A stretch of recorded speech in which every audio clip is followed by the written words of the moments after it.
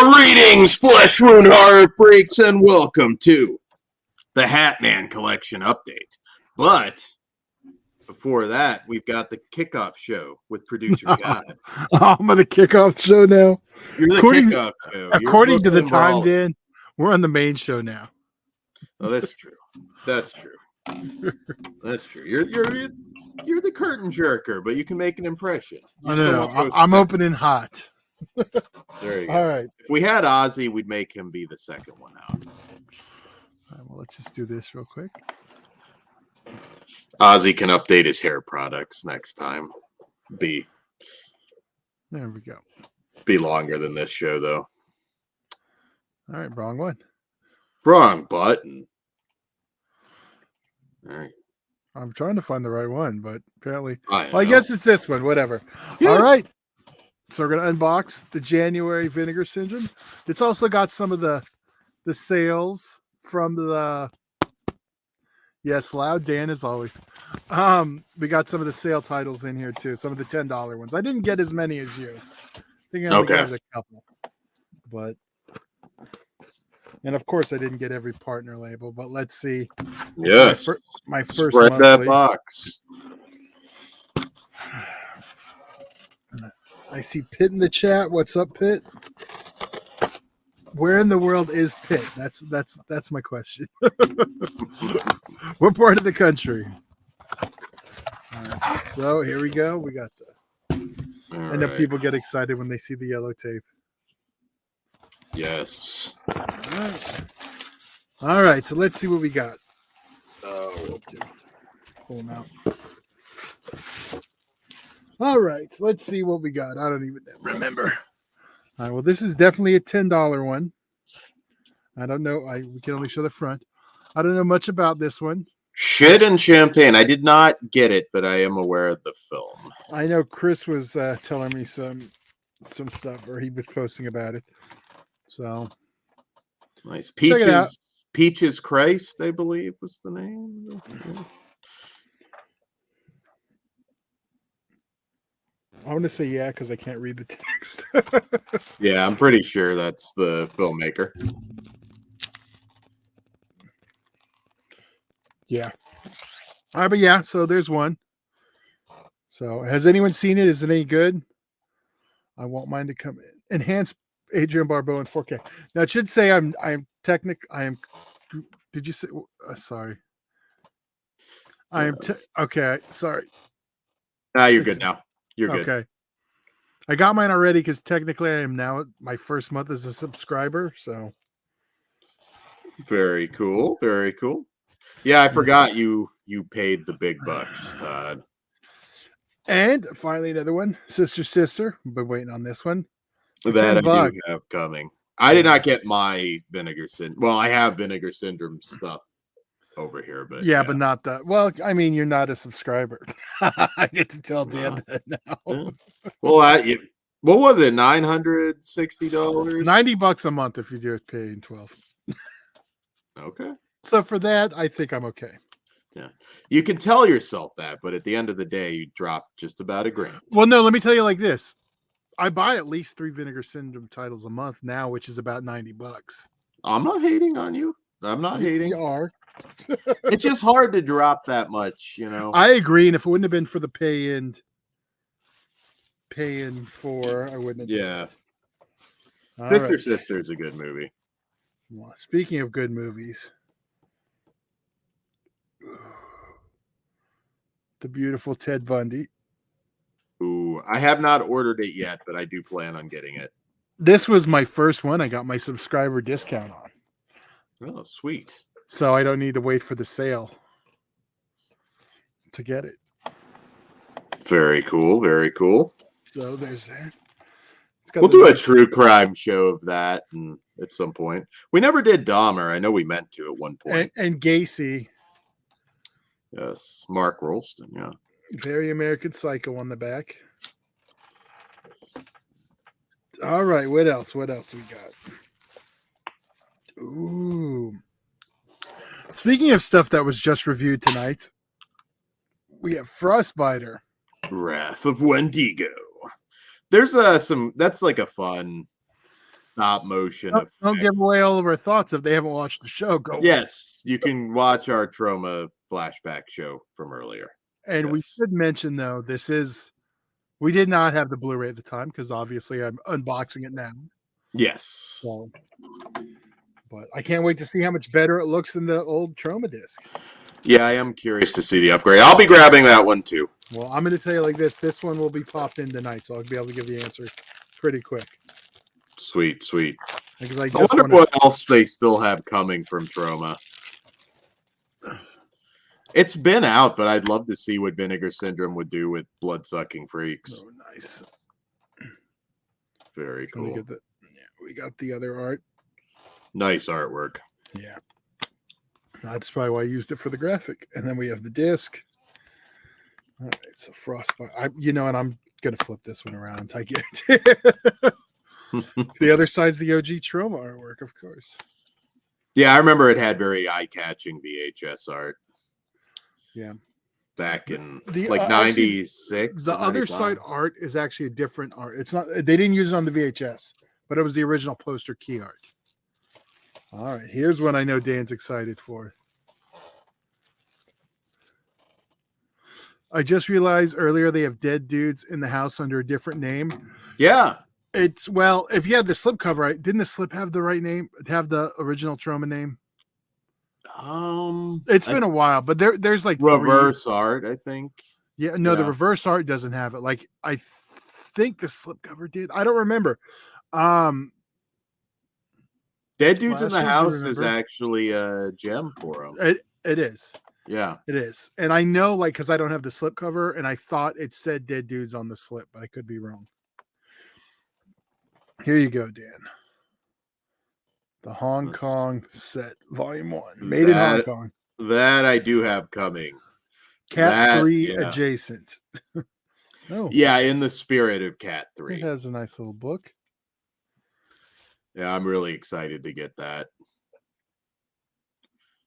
That's the kind of stuff that excites me now, because a lot of this, I was like, man, maybe it's just never going to come out on Blu-ray.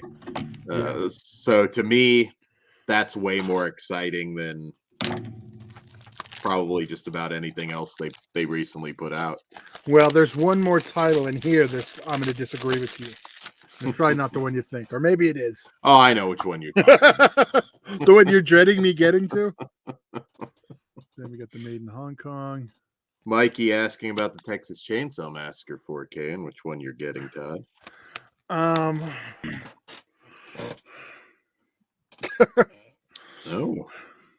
Well, I assume you're probably buying all of them is the answer. Yes, that is the correct answer. So nerd. It's Texas Chainsaw Massacre, so yeah. I won't talk shit because you have no idea what's coming after Todd's done. So there's a lot of stuff. I have to empty a shelf and drag the shelf in here just to get all this stuff to show off for you guys. Let's see, what else do we got inside the box? But to answer the question, all three. That's my answer. Dan will probably get the US release. My gut says. Probably. I have it. I don't even know which one I pre-ordered. I pre-order everything, then I'll just cancel as I decide what I don't want. All right. Well, the second best for last. Okay. Well, good. My shiny part's in the right spot. I know some people were. The shiny part on here was like over here. Wasn't like lined up. From Beyond 4K. That I also have coming to me. Oh, you broke on that one. I did. Well, you almost have to buy some stuff because if you wait for everything to be on sale, then you're still looking at, an insane bill. So, yeah. I'll grab some here. It's the stuff that I'm like, all right, if we don't review it, I probably won't even watch it until it's on sale anyways. So, but if you get it, we'll review it. So there's that. All right. Depends. That might be a fun watch along, to be honest. 4K watch along. Let's see. Do we have reversible art? If not, I guarantee on this one I'm going to be annoyed.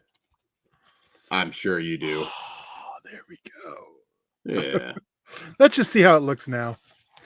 You know, I'm not flipping it back over. Well, you know, I'm the type of guy. It just depends. Sometimes I'm cool with the new art. I don't always flip it. I normally don't actually, just because I'm like, that's the way it was, you know.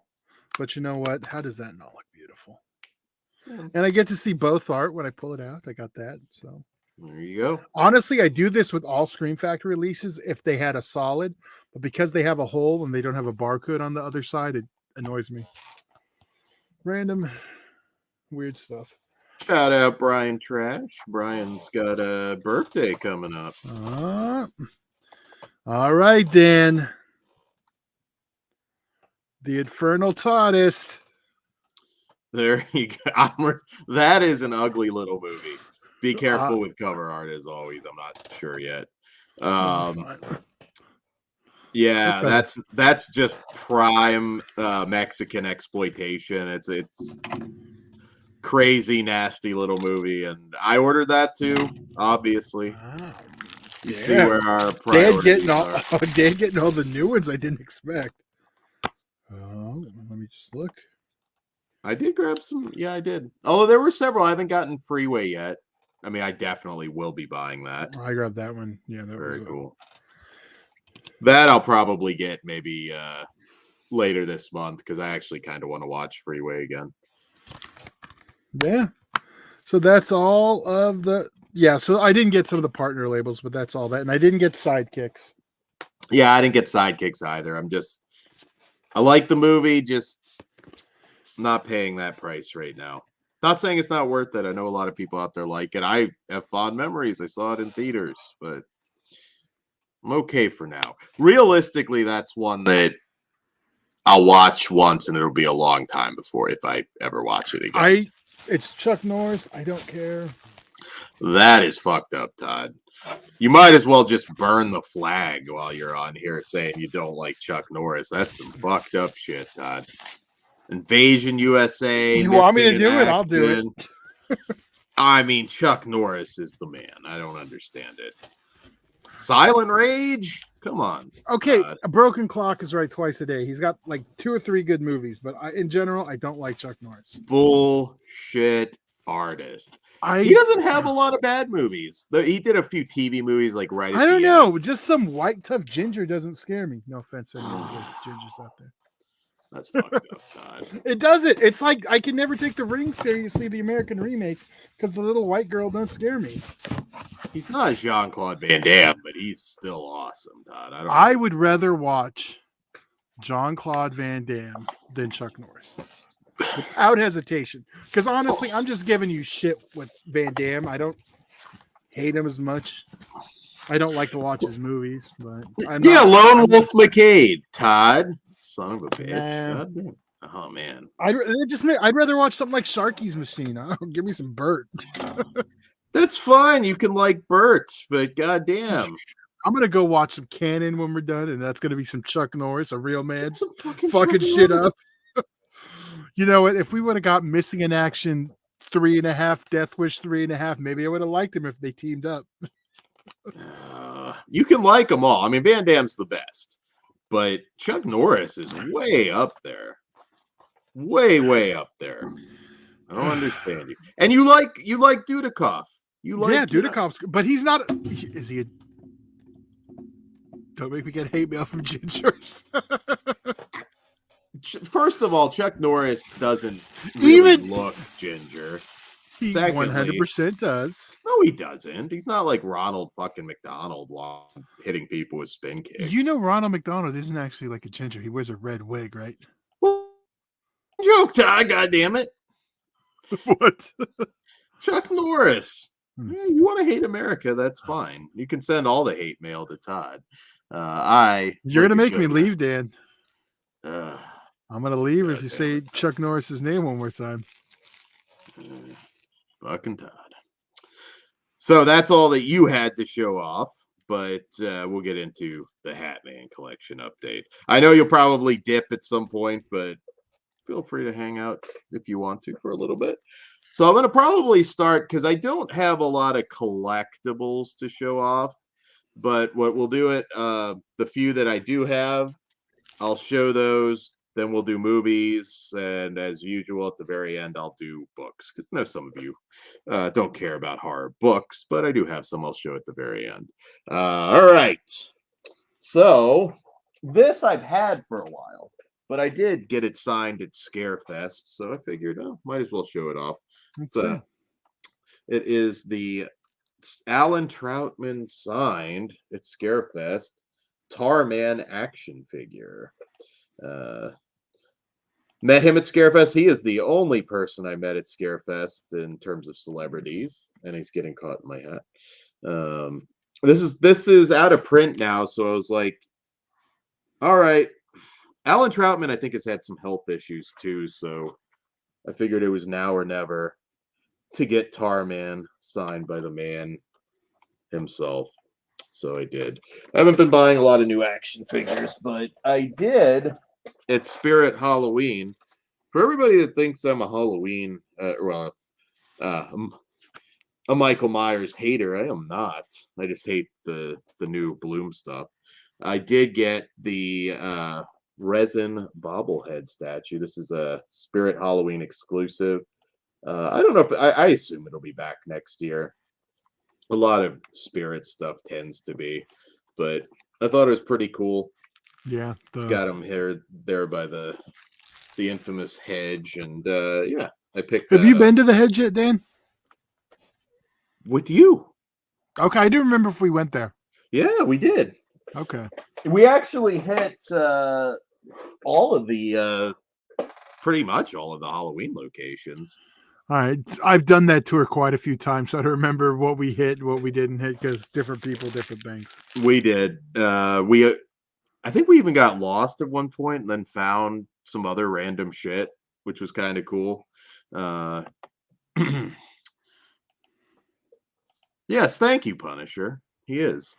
I just had a friend legitimately message me and ask me to recommend me the most ridiculous 80s action movies, please.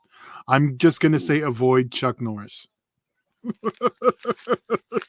Go watch Commando at least. Well, yeah. Again, I pretty much like all of these guys. But well, no, I wasn't saying you couldn't. Everyone loves Commando. We got to do a tier list.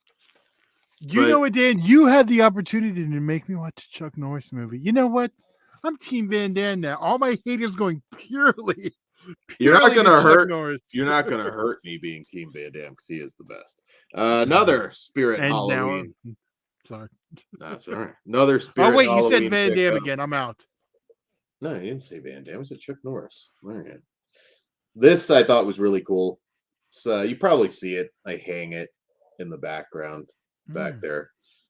Cool. Sam Collectible. They have a ton of Trick or Treat stuff. Who would have thought a movie they weren't confident in putting into theaters in a wide release that would get so much merchandise?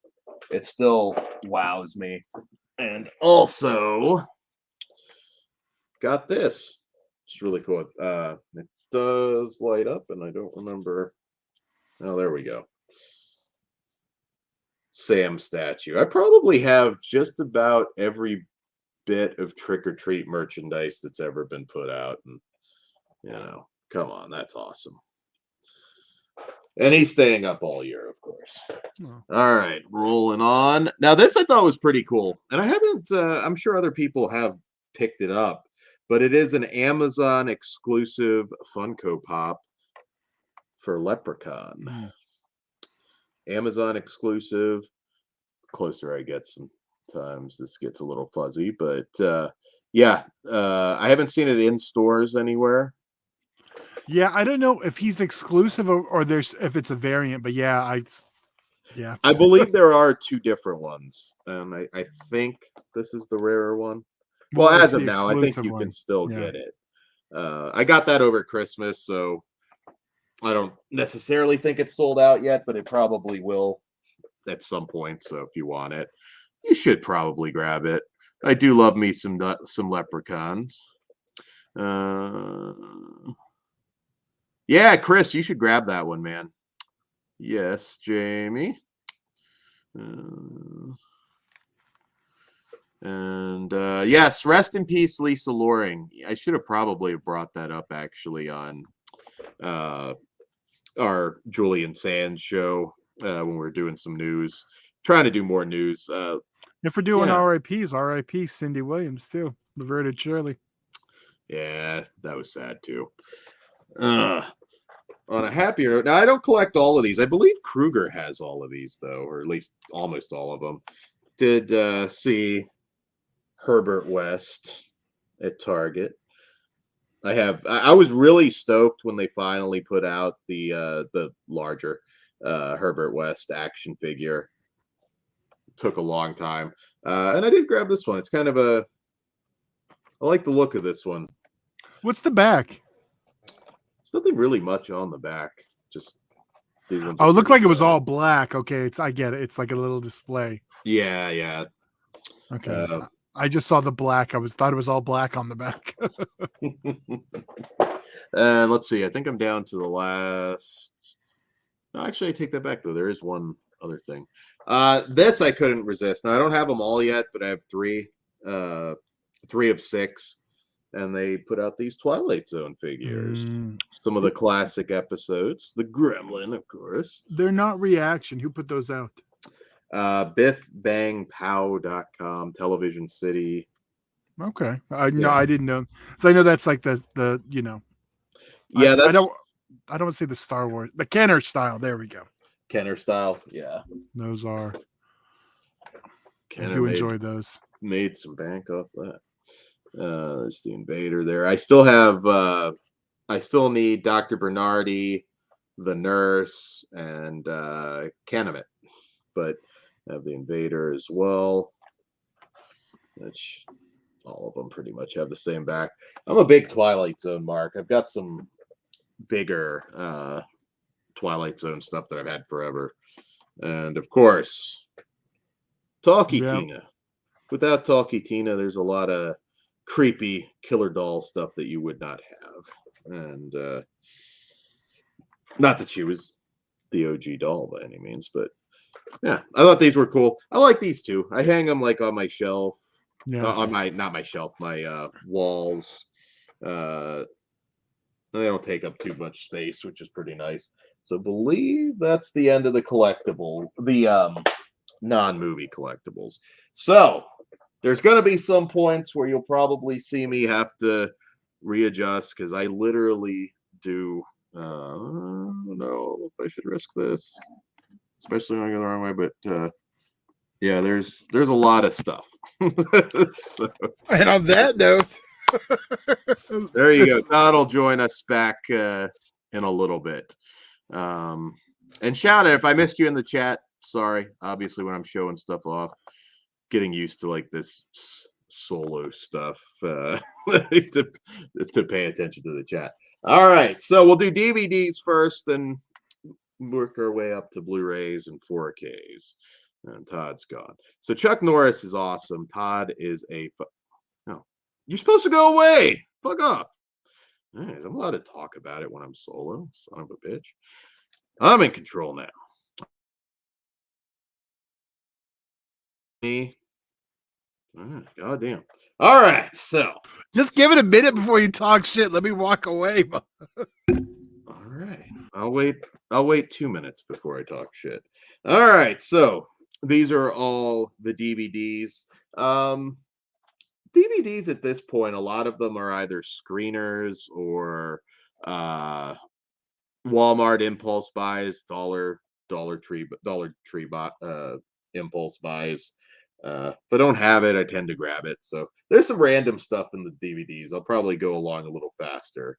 Not going to talk about every movie. You got to take that off the screen, Todd, you son of a bitch. All right. Bram Stoker's Van Helsing. Have not watched it, but grabbed it there. I've noticed with Dollar Tree, sometimes you'll have movies that you can get there all the time, like at just about every Dollar Tree. And there's that weird, random stuff that'll just pop up, but you have to be there because if there's a me there, I'm going to grab it. And I saw actually the most bizarre one I saw recently there, which I already had, but they had the Emmanuel Blu-ray. Never saw it again at a Dollar Tree, but it was there for $1.25. All right, so this I believe I actually got at Scarefest. There was a seller there that had a bunch of like out of print stuff for $5, and this is a Debbie Rashawn slasher movie. Head cheerleader, dead cheerleader. I love Debbie, and yeah, this was like from the early 2000s. Early 2000s slasher. Let's see. The Possession Experiment. This I'm pretty sure was Dollar Tree. Haven't watched it yet, so can't tell you a whole lot about it. I'll try to focus the best I can on some of these. This I do believe is a horror anthology, also picked up at Scarefest. I don't think this was a screener. I think I got this at Scarefest. Dark Tales, which I think it. Don't think there's any big names in this or anything, but it looks like a decent anthology. Let's grab that. I haven't seen too much Wild Eye actually at Dollar Tree lately. Felt for a while I was able to pick up a ton of their titles there, and lately I haven't found as many. They always have Mummy the Rebirth. So that's one that's like at every Dollar Tree. This is a Trauma title. Also, I believe a Scarefest pickup, if I'm not mistaken. Kill. This one, I believe, is a sort of, well, it kind of looks like a torture porn type thing. This one's not new, but from the last decade or so. Just one I never picked up. I was happy to get it cheap at Dollar Tree or at Scarefest. This is another out of print one. Now I do have this on some sets, but pretty big because this well, big to me because this actually features Jasmine St. Clair. As you know, we're big XPW fans here at Flesh Wound, and if you like Jasmine, might be something coming up, possibly. I don't know. Swamp Zombies. So I grabbed this honestly because it's out of print and cheap. I'm kind of content having it on a set. If you've been watching S'mores Indoors and some of the midnight movie screenings he's been doing, a lot of the Brain Damage catalog were on those 50 movie sets. There was 4 of them. And I sold off a lot of the single discs because they look the same. And that was like before I moved. So I was like, you know what? I can get rid of these. But I was happy to recollect this one. It's an insanely long movie. That's one of the big problems with it. But Jasmine, beautiful as ever, and unclothed most of the movie. It also has Blue Meanie, who was her boyfriend at the time, Dan the Beast Severin. So it's got that wrestling connection, wrestling horror connection. Another Wild Eye title, zombie film, A Plague So Pleasant. Can't remember where I got this. It's older, so I know it's not a screener.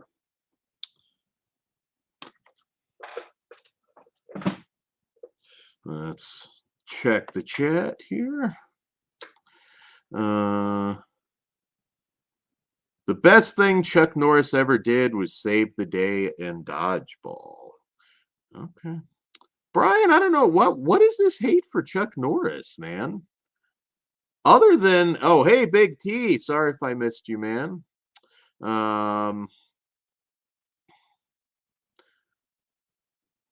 Oh, Brian, they don't have Dollar Trees, or they just, some of them just don't have a lot of movies. Depends which ones you go to. Honestly, some it's like forever for them to update or get anything new. Shit, I mean, I'm probably within driving distance of like a dozen Dollar Trees at least. This is another, I believe, out of print Scarefest pickup. Kind of a I believe this one, if I remember, I know I saw it a long time ago. It's kind of like a horror comedy grindhouse homage, super badass. I don't think they ever put this one out on Blu-ray, but I was at that one table where they had a ton of out of print stuff, and for the prices that they were charging, I grabbed a ton of it. So let's see. Well, this anything starring Tara Reid, this is high quality. Ouija House. Um, Actually, well, you know what? I take that back though. Dee Wallace is in it, so it might end up being okay. Uh, I doubt it. Between Ouija and Tara Reid, then it's probably a B movie. But you never know. You never know. Probably not the worst film with that title though. So this, I believe it's a Thai horror film, The Summoning. Looks pretty good. I haven't gotten to watch it yet. I'm pretty sure it's Thai. Just going by the names, but yes. Once in a while, you'll also find like little anomalies at Dollar Tree, like I was saying. This one, I honestly don't know why I got this. Again, $1.25. I didn't own it. Maybe I missed something. I was one of the few people I think that actually saw this one in the theaters, The Disappointments Room. I remember it living up to the title, but Kate Beckinsale. I like the idea of it though. Like it had a good concept. It just wasn't the best movie, but I may revisit it at some point. We've had that recently on the channel where we gave something a bad review, but then you check it out again and it actually ends up being halfway decent. So love Western horror movies. This I got actually at Walmart.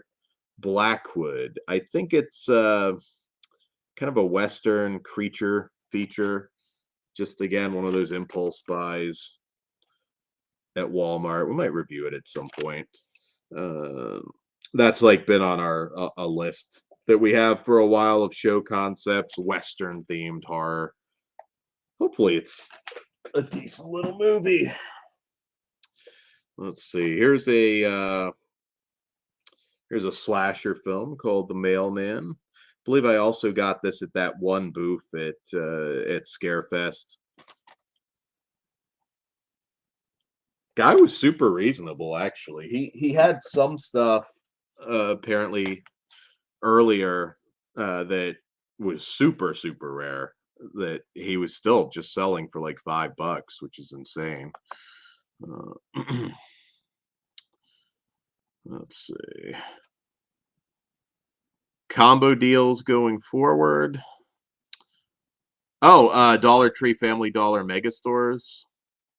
We have one called Pop Shelf. Chris, I mean, I like Tara Reid, but she's just seen better days, Chris. Let's just be real here. All this shit talking about Fairuza Balk, so I can talk shit on Tara Reid. We have one called Pop Shelf. Now they don't have any movies that I've ever found, but they're like an upper scale Dollar Tree. I don't know if it's the same company that owns Dollar Tree or Dollar General or what, but like they have more premium sort of stuff. There's more food. Yeah, feels a little bit more like, although Dollar Trees are not bad anymore. There's actually some really good high quality stuff you can get there. We reviewed this recently. Wild Eye was kind to send it as a screener. Crazy Fat Ethel. Won't waste a lot of time because you can go back and check out our review, but kind of a sort of reboot remake of Criminally Insane. You can just check out our review on that. We also reviewed this one from the makers of the upcoming Winnie the Pooh Blood and Honey, Jack Frost. Cool cover art. Actually a really good opening. Like the lore behind the character was pretty cool. It's not a great movie. The big issue with a lot of these is they just take it a little bit too serious.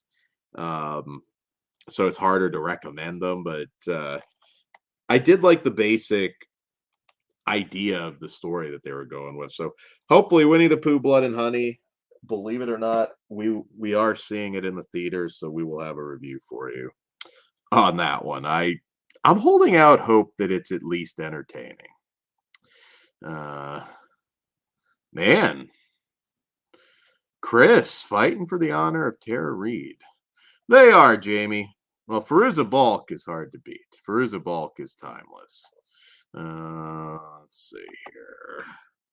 Did you ever, Chris, see that shark movie that she did that reunited a bunch of the American Pie cast? It was pretty fun. They've been looking for that big franchise to replace Sharknado, but they haven't quite got it yet. All right, next up, we did review this one, another Wild Eye screener, Rewind or Die. Cool premise, not the best movie, unfortunately. But I did like the idea of it. I was actually disappointed. It was kind of an execution issue on that one. Another Wild Eye screener we reviewed a while back from the Raw and Extreme line. This is an Italian horror film, Stomach. This one's gruesome, and we did give it a positive review that you can go check out. Making sure there's no nakedness on the back. There is not. Yeah, that one.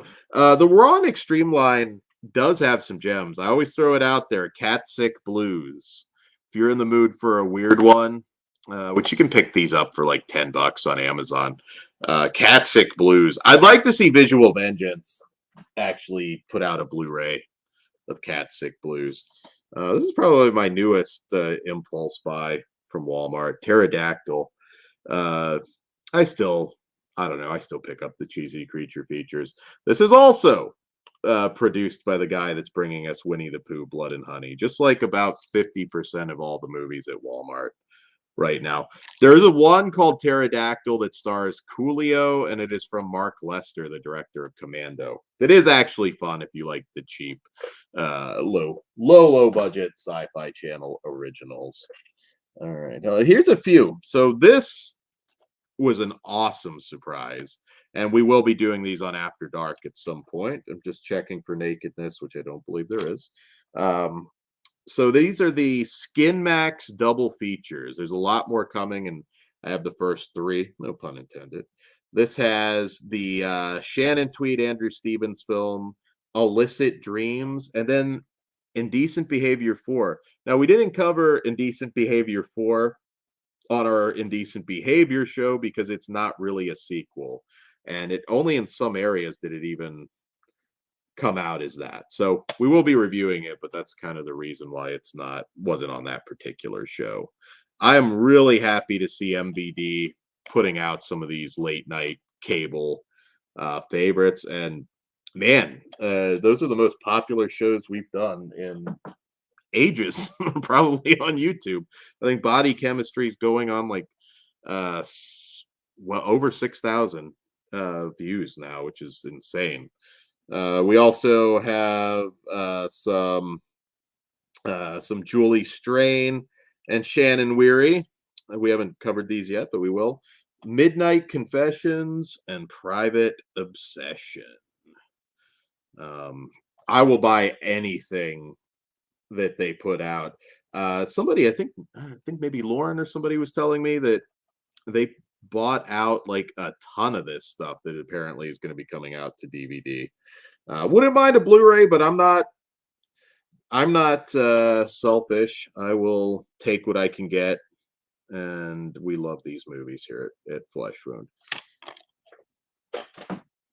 Let's see, on the third one, which goddamn Crack Rock, I would definitely wouldn't pull that one up even if I could, but maybe Tara Reid might have been digging Piz on that stream. I could sense some tension there. Let's see here. Moving on to our next one. Test Tube Teens from the year 2000 and Rebecca's Secret with Amy Rochelle. Test Tube Teens is actually out through Full Moon, but not under that title. I don't believe, if I recall. These ones are, well, Test Tube Teens is a little bit lighter from Ellen Cabot. And you all know who Ellen Cabot is, of course. David Dakota. So those are the 3 so far, but I know I have more of these coming in February, and there'll be a whole bunch more soon. We interviewed the cast and director of this one. Go check out the review. Feed Me. Great movie. I believe it was Pug's favorite of the year, if I recall, from our Best of 2022 show. Start going through some of these a little faster for the DVDs. Welcome to Sudden Death. This was a $3 Walmart bin find. Michael Jai White. So usually his direct-to-video stuff is pretty good. Let's see. Rendezvous. This is like an Israeli action film that I found at Dollar Tree. The Stand Your Ground collection. This has a bunch of kind of action movies starring rappers, I guess is kind of the theme for these. Got that at Dollar Tree. No Ice-T though, so I'm a little bit disappointed in that.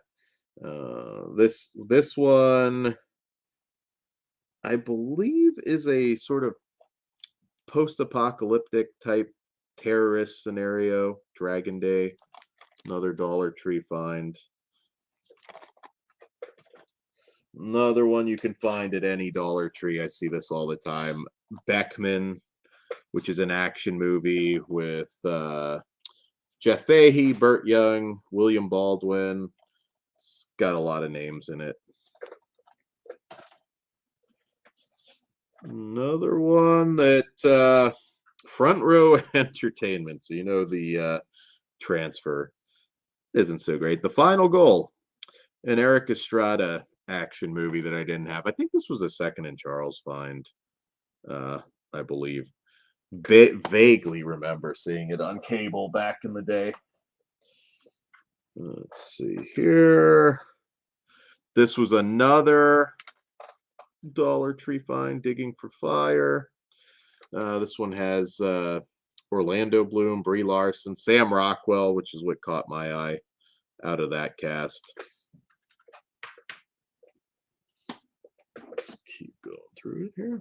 Jurassic Shark 2, Aquapocalypse. I think this was a screener from Wild Eye Releasing, Mark Polonia. I think about half of the DVDs I buy nowadays are cheesy shark movies. Oh, Fairuza kicks the shit out of Tara Reid. Are we talking a fight though, Big T? I don't know. People are getting spicy in the chat. We did review this one, Shark Bait. It was another Walmart bin find for me. It's the one with the jet ski. And I don't know, something's wrong with me. I pick up all those things. Some Asylum, Megalodon Rising with Tom Sizemore. I believe it was, I think Michael Madsen might have been in the first one, and like looked half dead through the whole movie. Tom Sizemore has a little bit of life left in him. Other than Michael Madsen's the new John Carradine. I think they just prop him up now. This is a drama. Haven't seen it, but I'm a big Paul Dano fan. Rosario Dawson, Explicit Ills. I see this at a lot of Dollar Trees too. So if it catches your eye, check it out. Looks like a pretty solid film.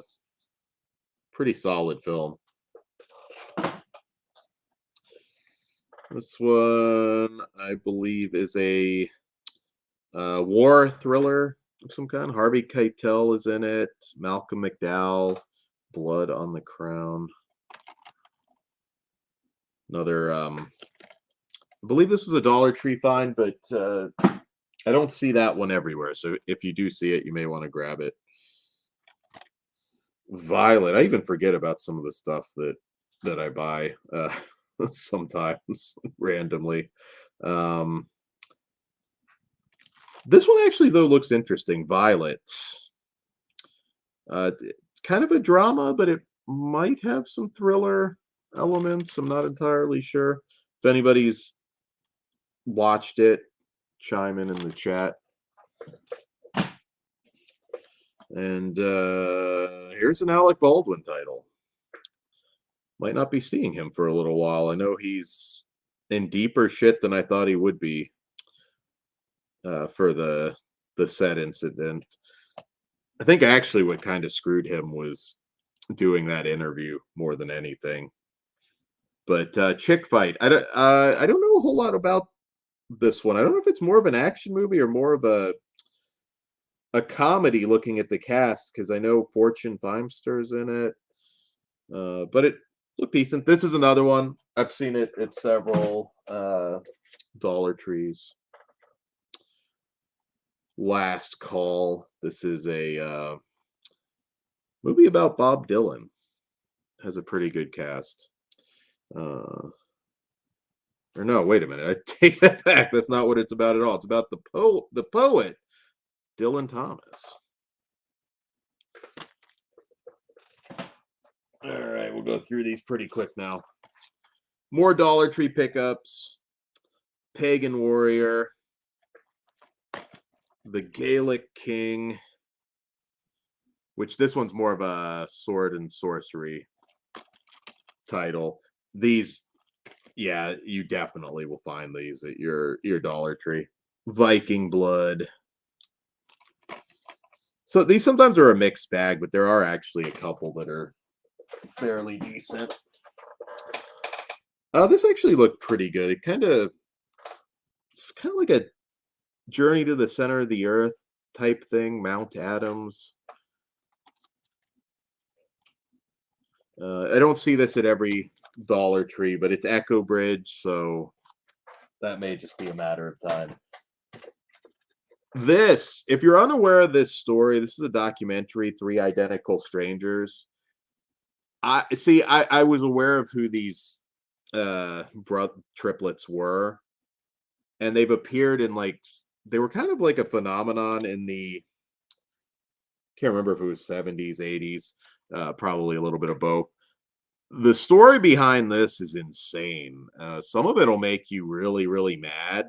It kind of might look like a lighthearted documentary from the, the cover, but this story is really, really fucked up. And considering where the fucked up is coming from, it's even more fucked up. Not like a hard watch or anything. It's just like, I cannot believe that this happened in America around this time. It's really crazy. Some like very Nazi type shit that went on.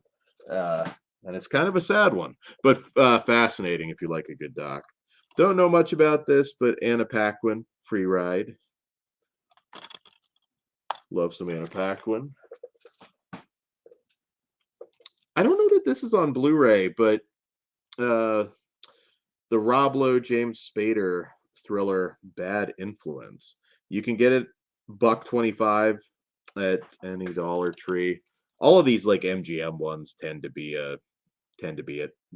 there. I recommend this one. I haven't watched it in years, but $1.25, you should definitely grab that one.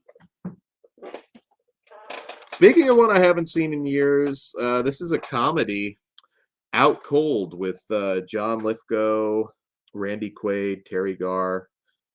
I think I remember it being pretty funny. Nobody talks about it though. It came out in like '89, I think. And yeah, does anybody remember this one? I know I saw it. It's one of those ones I haven't watched since VHS. Let's check up on the chat real quick. Personally, I saw her long before Ed Norton. I mean, come on. You cannot deny. I mean, if you don't think she's hot now, fine. But I challenge you to find a more beautiful woman than Fairuza Balk. in the craft. And that's not necessarily even a great movie, but my God, guys, come on. Yeah, it's his urban legend stream for whoever asked. It's really good. He got I know Michael Rosenbaum was on that one, who's a big YouTuber himself. That was a really good, that was a really, really awesome stream that Piz did. Bull Shark, more shark movies. Like I said, this is about 50% of what's at Walmart. Also, another shark movie. There are a ton of Chinese creature features that have been coming out the last year at Walmart. Most of them, I mean, they're low budget, but maybe slightly higher, in some cases, slightly higher production values than the average Sci-Fi Channel shark movie. We reviewed, I think, at least one. So another one from Asylum, Jurassic Domination. Of course, had to capitalize on the new Jurassic Park, and I haven't watched it, but there's actually a decent chance that this might be might be even better than that. More dinosaurs. This one we do have a review for on sometime last year, Kingdom of the Dinosaurs. It's kind of like an underground bunker. It kind of reminded me almost of Carnosaur in terms of the story. Yet another one from the producer behind Winnie the Pooh, Blood and Honey. This is a Canadian, specifically, I believe, French-Canadian science fiction film called, I think, Truffle. Don't know how to say it in its original in its original title. It's actually like a comedy, but it's kind of like a sci-fi comedy. It takes place in Montreal. Another one that I found, it's a Canadian DVD, but found it at Dollar Tree and it looked interesting. All right, we're on our last stack of DVDs. Then we get into the Blu-rays, which I know people are more interested in. This I'm excited to watch. I don't think it got any Oscar love or anything, but it's kind of a dark comedy with Toni Collette and David Duchovny called The Estate. I missed it in theaters, unfortunately. Anna Faris is also in it. I mean, Kathleen Turner. Kind of looks like a more R-rated version of Greed. And I'm looking for an excuse to sit down and watch this. I got to make the time because I'm actually pretty excited. Californication with David Duchovny is probably one of my favorite comedy shows of all time. And I have high hopes for this one. You can't really go wrong with that cast. We do have a review for this. Shudder Original Seed. Didn't get a Blu-ray. I know Kruger's an even bigger fan of this one. Sadly, this was one of the ones that was DVD only. I think the Society comparison kind of got me because it doesn't quite get that crazy, but it's definitely in the vein. This one is one that I picked up because it stars Claudia Black, a Farscape fan, which I'm a big Farscape mark. If you guys haven't heard us talk about it, try and do more science fiction on the show, but yeah, I'm excited for this just for Claudia. Another, this kind of looks, I'm not sure if it's more supernatural or more sci-fi, but Tony Todd was in it. Destination Martha. Don't pay full price for it anywhere. This is another one, Dollar Tree, $1.25, where you can get it. It's also Echo Bridge, so figured I'd roll the dice. Tony Todd's in a good science fiction film called The Man from Earth, which actually got a sequel that I haven't watched yet. I've been kind of putting it off because I don't think a sequel was a good idea. So hoping he gets. Tony Todd says yes to everything, so it's not necessarily good because he's in it. Also, Asylum, always got to cash in. Bullet Train Down. Although this one I know is like, it's weird. It's Bullet Train Down, but it looks like it's more like an airplane sort of thing. All right, we're getting towards the end. More creature feature. This is actually from Uncorked. I don't think it's a screener though. I think I might have got it at Walmart. Croc. So there's a ton of different movies under this title, but yeah. Another Chinese shark film that looks like it rips off The Shallows, Red Water. They're all easy to find, or if you're patient, they probably will be at Dollar Tree in a year or so. We did review this one, Snow Monster versus Ice Shark. They keep most of these movies at like barely over an hour, which I kind of like. You don't always need to have everything be 90 minutes. More Chinese creature feature action. Python Island. What is your favorite, like, lower budget sci-fi channel type creature feature in the chat? I'm curious. Jamie's picked up a lot of stuff at Dollar General. Never thought about Dollar Tree. Yeah, check it out. Yeah, Chris, it depends on the Dollar Tree, but you can find Blu-rays. I find Blu-rays all the time. They usually always get like the Echo Bridge stuff. Once in a while, when I get into the Blu-rays, if I remember, I'll try and point out the ones that are Dollar Tree. Because they have more than you think. It's more DVD than Blu-ray usually, but I've actually picked up quite a few Blu-rays there. All right, almost at the end of the DVDs. More Chinese creature feature action, Curse of the Kraken. Always cool cover art. This one actually looked like the most promising of the bunch. Looks like there's a lot going on with that one.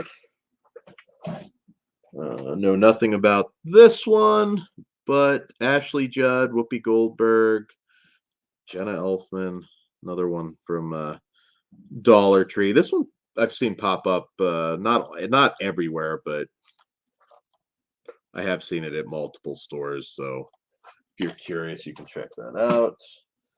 This is a Jennifer Connelly film. It's actually a Spanish DVD, but it's all good. Virginia. Ed Harris, Jennifer Connelly. You can't go wrong. This is a Justin Long movie. Know nothing about it, but I have also, this one's pretty common, at least around me in Georgia. If you're in the Georgia area, you might come across that at Dollar Tree.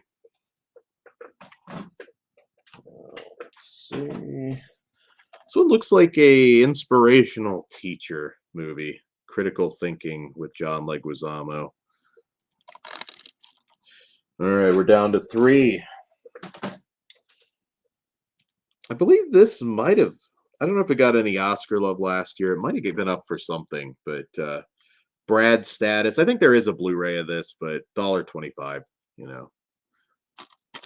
Figured I'd grab it. Ben Stiller's actually a really good dramatic actor. Another one we reviewed way back when on the show, Beach Bum, the Harmony Korine flick. Also on Blu-ray, but I didn't really need to own that one on Blu-ray. And our last one, which is an action film called Haphazard. This is literally at every Dollar Tree. I don't think I've ever gone and not seen this lately. If Selena Lowe was actually in the Hellraiser film, you may recognize her there. It's one of the Cenobites. All right, so that's all for DVDs. Figure I'd check the chat before we get into our Blu-ray run here. Crazy Rich Asians on Blu-ray. Yeah, I see that one fairly often. Jamie, Ask Me Anything is a decent rom-com, and I mostly hate rom-coms. I don't mind that. There's not really a genre that I hate, to be honest. I'm a big movie fan in general. Modern comedies are more miss than hit, but you'll occasionally get like those sort of quirky indie dark comedies that I tend to gravitate to. I'm more often than not, I'm not going to see the latest comedy released on the big screen. There are funny, like I like Tiffany Haddish. There's a lot of people that I like, but the movies themselves are usually kind of throwaway. All right. So I'm going to get creative here as far as space goes. We'll kick off the Blu-rays. So, 9th configuration, which was website exclusive based on the William Peter Blatty novel. 9th configuration, but of course, and I don't even mind at this point because it's a story behind it. I don't know why this one's not focusing too well, but it's got the 9th coin figuration there. Sorry, this one's not camera friendly. This was a website exclusive. I don't know if it's sold out yet. I have to actually double check that, but very happy to grab it on Blu-ray. Does anybody know? They fixed that, didn't they? Like, I still got the coin figuration, but it didn't really bother me too much. Cliff. I am not going to read that, Cliff. That is horrible. Todd Lurks. Did I miss something? Santa Jaws, Chris. Yes, there's a good set with.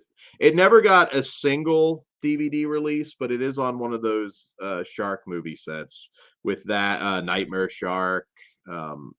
That's the only way you can get Ghost Shark, which I still say Ghost Shark is like the best of the wacky sci-fi shark movie slate of films. I that one is just hilarious. Richard Mall. And that one, there is like an overseas Blu-ray, but yeah. Custom Blu-ray, one that we watched at Scarefest that Lauren recommended and did a show on. Decad. This is a great action movie. And if you're a little iffy on like Indian movies in general, Decad's a little more Americanized anyways, so I mean, it's a really awesome. If you're a fan of John Wick, check it out. It's a badass movie. Also from, I'm trying to remember who put it out. Is it Umbrella Films? No, I don't think so. This is the Ginger Snaps trilogy on Blu-ray. I do have the Scream Factory. This is also region free if you don't have a region free player. This is the only way you can get the other two movies, which are, I mean, pale in comparison to the original, but nonetheless, that's the only way you can get them. And yeah, I was really happy. This was actually a Christmas gift. I'm kind of curious to revisit the other two. I've watched Ginger Snaps several times over the years, but it's been a good long while since I've revisited 2 and 3. I don't know if there's any fans of those. Damn, Chris, some spicy talk in the chat tonight. Believe it or not, this one I didn't own on Blu-ray, so I finally grabbed it. Bound, of course, a great film. Many boxes of Kleenex were emptied with Bound. Jennifer Tilly's actually a poker player, a great poker player as well. Another one from one of the Kino sales, Bird on a Wire, Mel Gibson and Goldie Hawn. It's a fun little movie. I think everybody knows that one. None of these are also in order. I just hauled them out today. So yeah, we'll jump around. This is, I think, the second. It was either the first or the second Visual Vengeance title, the Necrophiles. This one is batshit insane, and yeah. If you haven't seen Necrophiles, watch the trailer. It is every bit as wild as you'd think it would be. I think I have even more Mondo coming on the second row of stuff, but one of my favorite labels, Mondo Macabro. School of Death. This is a I mean, Mondo's just been slaying it lately. A lot of stuff that I thought I just always have to just keep the gray market stuff that I've had for so long. Um, that one I actually thought was public domain at one point. It also has a Kat Ellinger commentary track on it, which she always kills those. Also, Hotel Fear. I haven't cracked this one open yet. I get all the Mondo stuff. Actually, I'm gonna get that Bollywood horror Blu-ray set that they put out. Just double checking because sometimes Mondo has boobs on the back, but they do not on this one. Sorry on the focus there. And this one, have not cracked it open yet, but I hear it's a very good release. Hell High. I believe Piz actually has a Blu-ray review of this one out there. Any fans of Hell High in the chat? I know that one's popular with a lot of people. Yeah, Brian, Mondo, it's always hard to pick a favorite label, but some of the stuff that they've put out, some of the Indonesian stuff, you know, they put out Lady Terminator, which I hope will get a Blu-ray from them at some point. That's one of the posters in the poster wing here that I have. And yeah, I mean, Mondo puts out some stuff that even Vinegar Syndrome really hasn't touched, which is really cool. Oh, cool. Punisher grabbed Hell High. Yes, Ben, these discs, all the Visual Vengeance stuff is stacked. I can't say every movie's gonna satisfy you, but if nothing else, I mean, all the extras they give you, the stickers, the extra features, a lot of those movies have really fascinating backstories. But Necrophiles, if you haven't bought a Visual Vengeance title yet, that's probably as good a place to start as any, to be honest. Yeah, Jamie. I'm pretty excited to watch 2 and 3 again. I know it's, I don't know where. I remember 1 being better than the other, and I'm due a rewatch. I think 2, I believe, was better than 3. But neither one is like a classic, but it's hard to top. That's also from Intervision, the Plaga Zombie trilogy, and the 4th one is out now, and you can see our review for it. Let's see there. Yeah, this is the exclusive slipcover. You got to get off of Severin's site if you want that. Yeah, American Invasion is the 4th one, and yeah, these are really, really insane. If you're a fan of like The Dead Next Door, and yeah, I think the first one was like 97, 2001, then 2012. And the other one was just recently made. And these are from Argentina. I kind of want to do we did 4, so I probably won't be a franchise show, but I would like to cover these at some point. And yeah, if you're a slipcover junkie, you can get this on the Severin website. This was just a random cheap Christmas 4K pickup. Say what you will about Doom, but it has its goofy, fun moments. Everybody knows Doom. Also, Christmas pickup. Grabbed the 4K, upgraded it for Interstellar. I keep saying like I'm not buying every 4K, although I still have some 4K coming here. But when it's cheap, you know, and those movies I'm sure look fantastic. Another one, we didn't review this, and I need to sit down and watch it because it looked amazing. And we could still review it. It's been out, it hasn't been out too long. Two Witches. This is a new film that Arrow put out on Blu-ray. A lot of people always grab the older stuff, but they have put out some really good new or, you know, newer horror films. I haven't even opened this one yet. But if you're into witch-themed horror, this looks really good. Has anybody watched it? Anybody have a recommend it? This one also made Kruger's best of 2022. I think several people. The Sadness. This Blu-ray, they were kind of charging a lot. This is I think, yeah, this is the Raven Banner Blu-ray.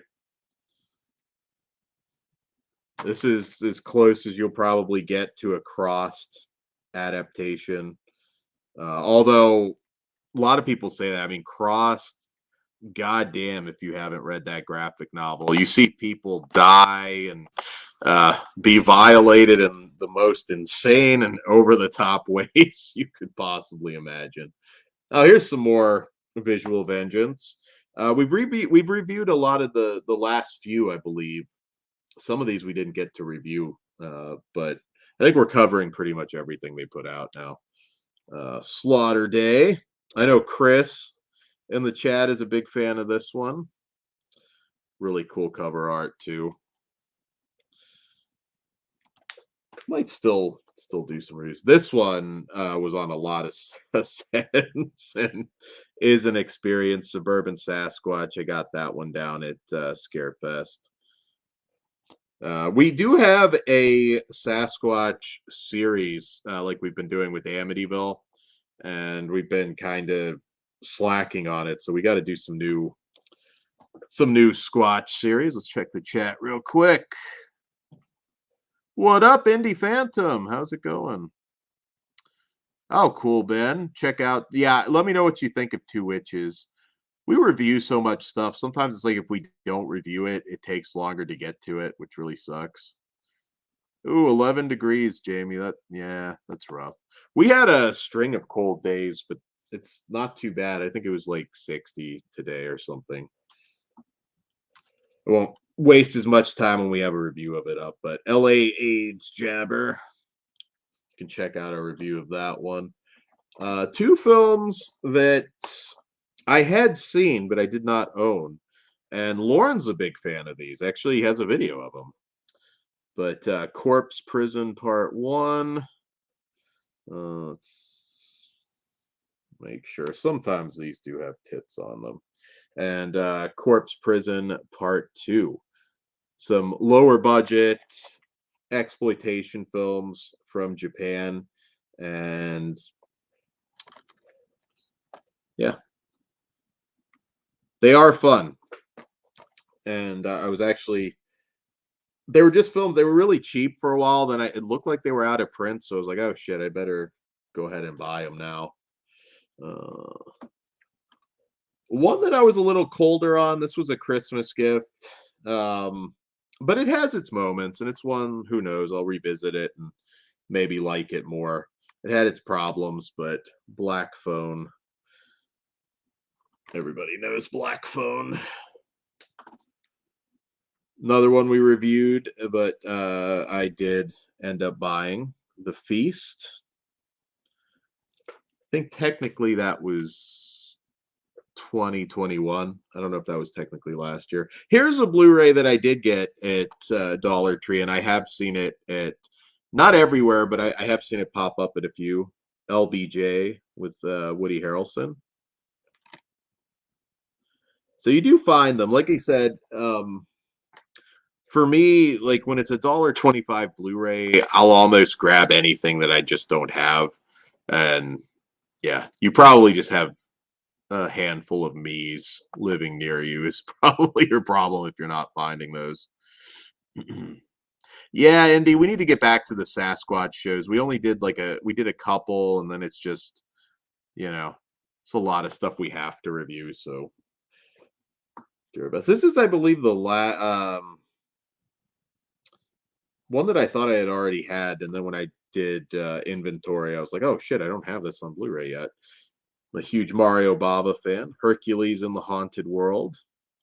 I'd had a DVD copy for the longest time, but finally got that. Pretty much now have everything Mario Bava on Blu-ray. Another one from the Kino sale. And Powers Booth and Meg Foster. Emerald Forest. Had this on VHS back in the day. Kind of looking forward to watching it. There's not like these old school, Lost in the Jungle kind of films anymore. So hopefully I'll get to sit down and watch this at some point. Another horror pack title, Felisa Rose, who somebody in the community may or may not have been not sure shooting with. I don't know if that's supposed to be a secret or not. So, but yeah, Scream Test. This was one of the horror pack pickups. Now Todd has all of the horror packs. I get them later used when I could find them, like at Second and Charles usually. Don't know anything about this one. Felisa's really cool though. This is Beware of the Clowns, which I believe SRS put out. I met the director at Scarefest. He actually signed this one. Sort of a clown slasher film. I don't know a whole lot about it, but he was actually really cool. Focus there. You can get this once in a while. SRS will do a sale on their website. Some of the Blu-rays are a little pricey, but they do have some gems. They've been putting out a lot of obscure kaiju stuff that I know Kruger's going to bring back the kaiju show soon. He covered a lot of stuff. Some of them might still just be on our Patreon, but I believe you can find some on the main YouTube channel. So this one, we all laughed our asses off. Did not make anybody's top 10, though, except it was Todd's #1. And you know what? I'm not going to hate on him for it because I did laugh my ass off. Spooky Dookie. I was not expecting him to pick this as his like horror movie of the year. Another one, met the director at Scarefest. Picked up some really good indie stuff at Scarefest. This is super low budget, but in fact, I think you didn't like it that much, Chris, if I remember right. But it did. What can I say? It made me laugh. It's stupid, fun, and I liked it a lot too. Not a top 10 title though. Let's see. Vinegar Syndrome got. Oh, no, it's okay. It's animated, but just in case, cover them up anyways. Flesh Eater 4K. I gotta always check. But yeah, they're animated and they're covered by blood anyways. Let's see. Inside. This actually looks really good. I haven't watched my 4K, but I did a friend, I did get to watch this, so I can vouch it's a pretty good 4K. Let's see here. Also, another Vinegar Syndrome pickup. The old school Snake TV movie, Stanley and Horror High double feature. Can't remember. I think I might have actually bought that one off of eBay for a good price. I don't think I got that off of the website. What do you guys have coming in from Vinegar Syndrome, or did you pay the $900 some Todd did to get everything early? Todd is chilling. Okay, Ben liked Spooky Dookie. Yeah, I don't know. It did make me laugh my ass off. Brian, I haven't gotten Flesh and Fantasy yet. I'm really excited though for it, and I will be grabbing that one. Yeah, I might even get it this month because I do want to grab that. And Freeway too, because again, I will sit down and watch Freeway.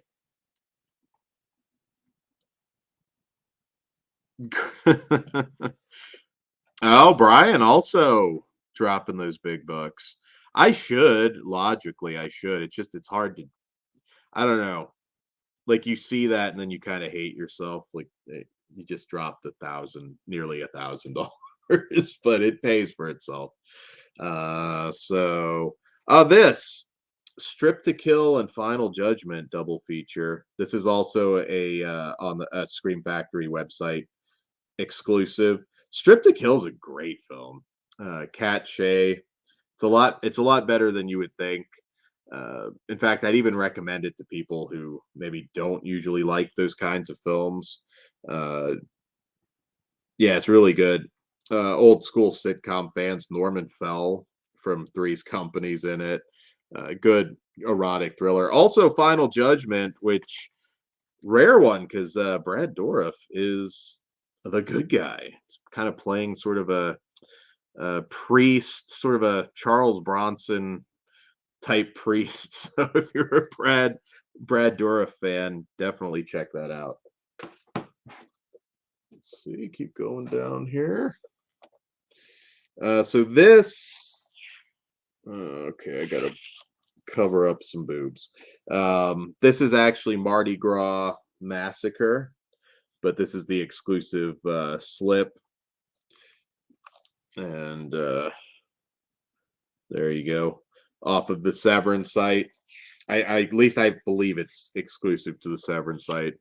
You recognize it more with the old art there, Mardi Gras Massacre. There's also a novelization of this on the way, which I don't think is sold out as of now. But there you go. It's a good grindhouse title. Another website exclusive for Scream Factory, still in print, at least as of this recording, The Flesh Eaters. This is kind of an early film that actually has a little bit of gore in it, actually, which is for 1964 kind of rare. Radley Metzger, speaking of Flesh Wound After Dark, I know was the editor on it, directed by Jack Curtis. These haven't been selling out as fast as they used to. Like I remember when they put out Twice Dead, and thank God I didn't sleep on that one because that sold out pretty quick. They're good investments though. If you don't like them, they're not as expensive as I think they could upcharge for some of that stuff. Because I think Twice Dead goes for a pretty penny now, and Deathstalker. In fact, I will give Todd credit. I mean, that's been a few years now, but he messaged me. He's like, Deathstalker is about to sell out. And I am a huge Deathstalker mark. So got that Blu-ray there as well. Movie I saw in the theaters and said I was going to rewatch it just because I don't know if it takes place at Christmas, but it's like a winter themed action movie.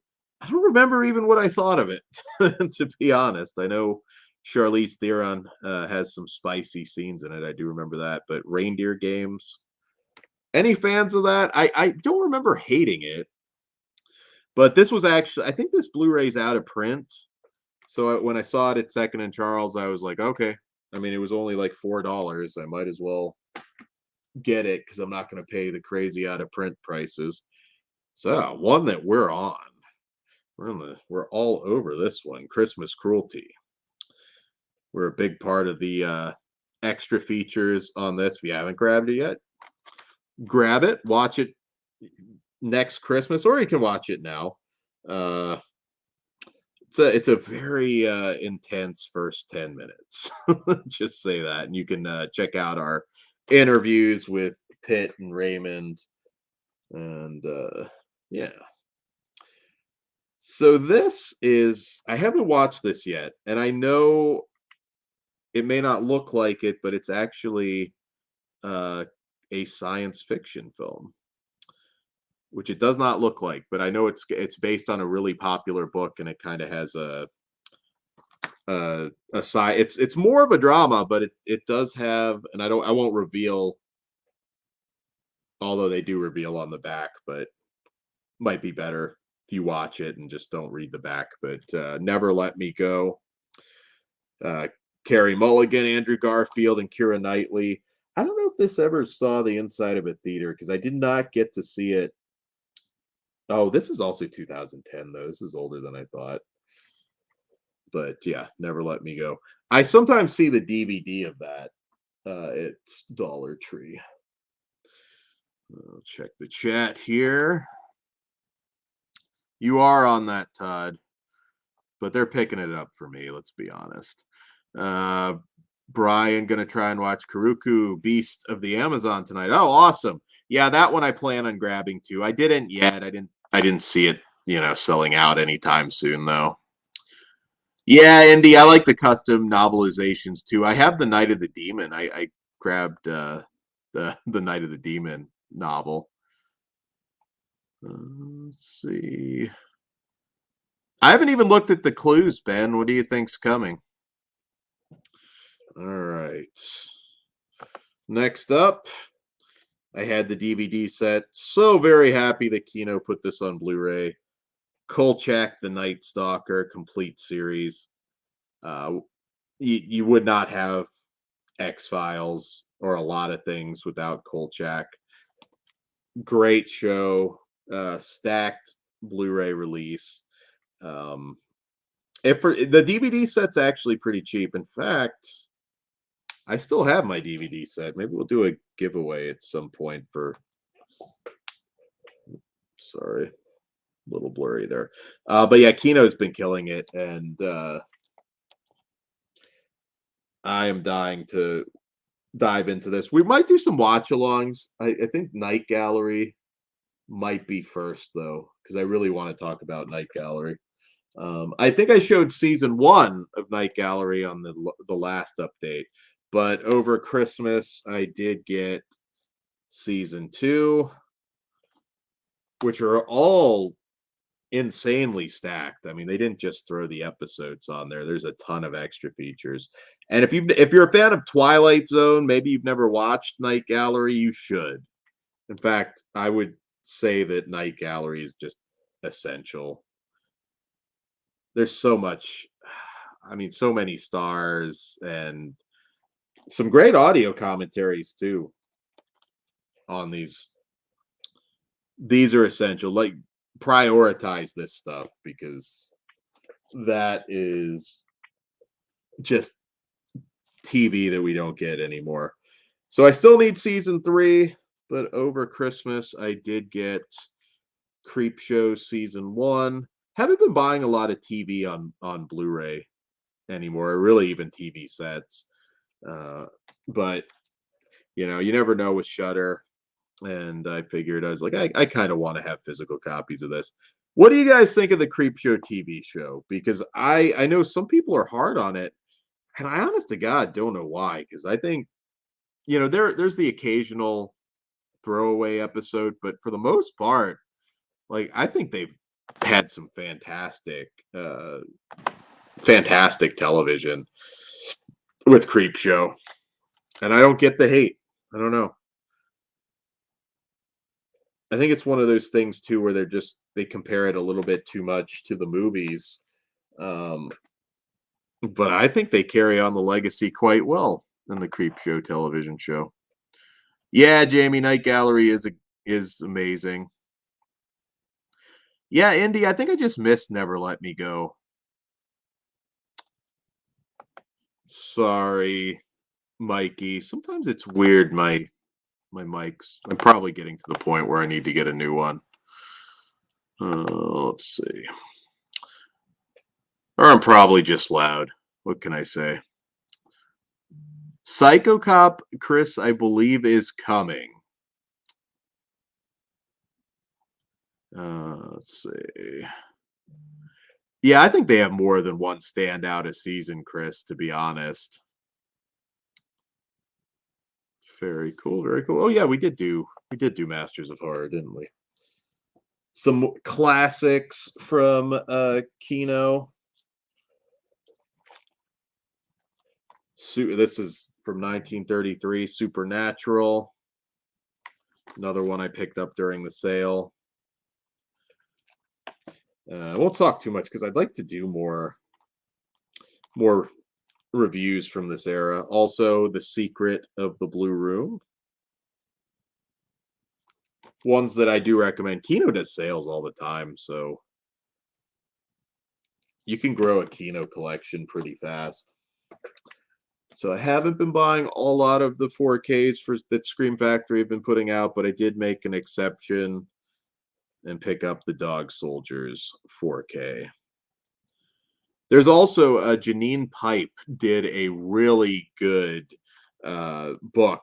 I can't think of the name right now, but look for Janine Pipe if you really love this movie. She did just everything you could want to know about the making of Dog Soldiers. It's a really good book.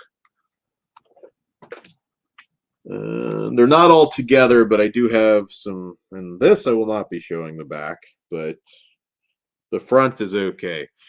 Jess Franco and Lena Romay. Sex is crazy.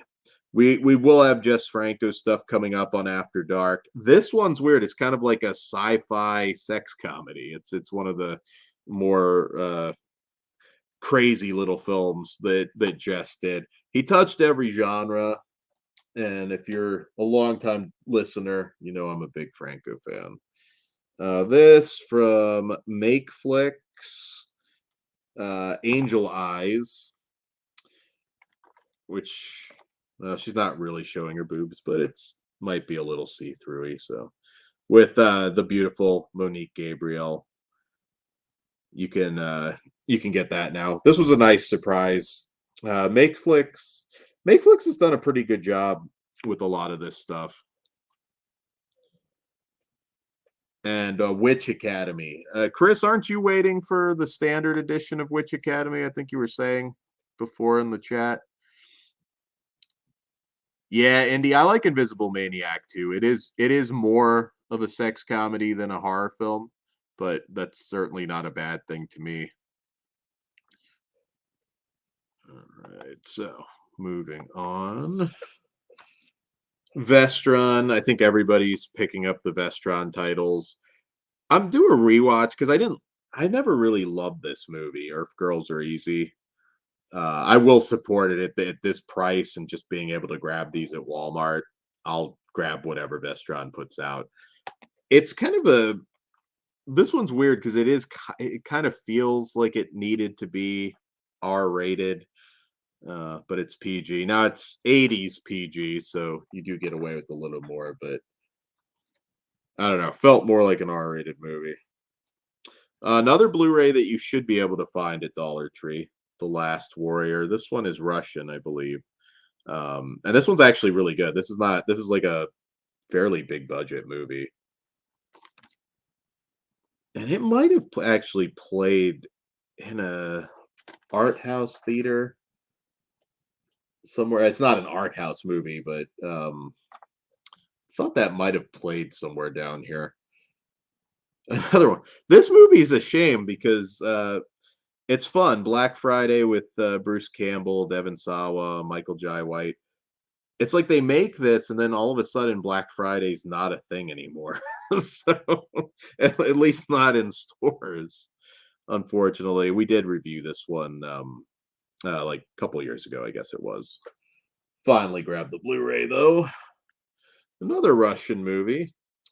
I think the dubbing on this one's not great, but it's a decent film. Baba Yaga, Terror of the Dark Forest.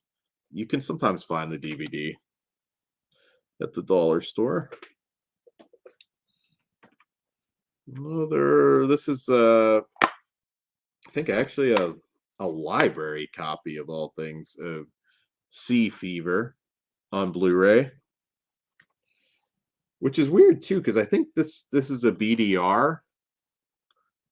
So, but I guess in Oregon, and let's see, Eugene Public Library in Oregon, you can actually, yeah. I have not actually been in a library in a while.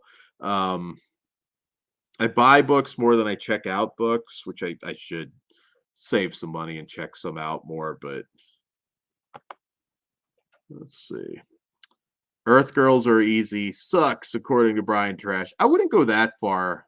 I've never been a huge fan of it, though.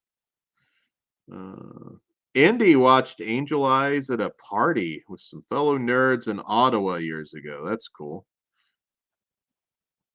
Yeah, I don't know. We don't get Black Fridays anymore. No, I mean, we don't get like the literal Black Fridays. It's just like everybody just decided over the pandemic that it just wasn't going to be a thing, sadly, anymore. It is a fun movie, though. I did like the movie. No alien apocalypse. That one's rough. It's no Man with the Screaming Brain either, I guess. This I would consider for Asian horror fans one you should grab when Criterion has a sale. I had it on DVD for the longest time, but Kuroneko. This is a great movie from 1968. I'm actually another one. I was kind of surprised I did not own the Blu-ray yet. This is interesting, based on a true story. This is another one. I do see this at Dollar Tree. So if you're making your Dollar Tree list, you can keep an eye out for it. I think it's a BBC mini-series, actually.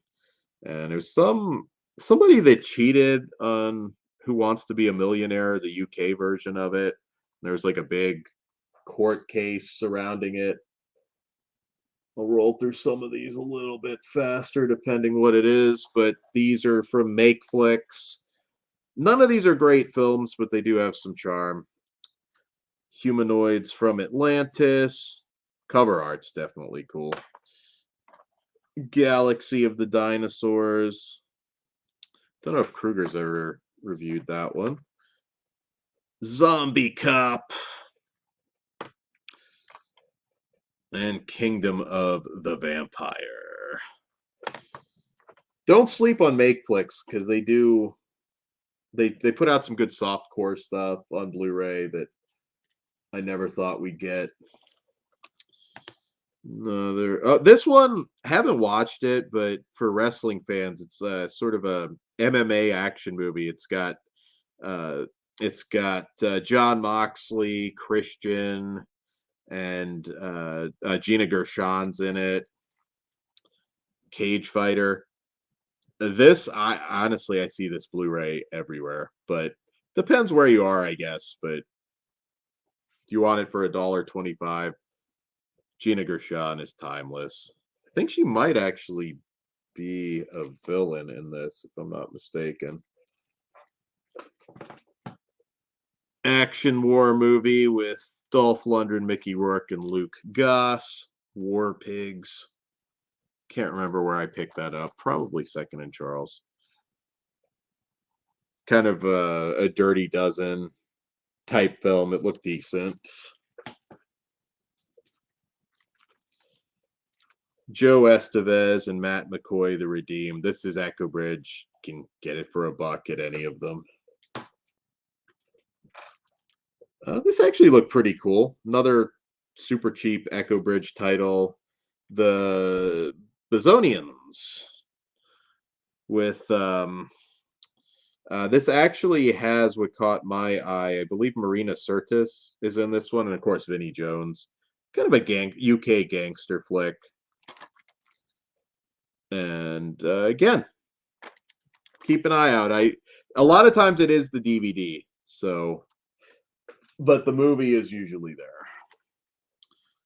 This was I don't know a lot about it, but it's The Virtuoso. It was shot, I believe, during the pandemic with Anthony Hopkins.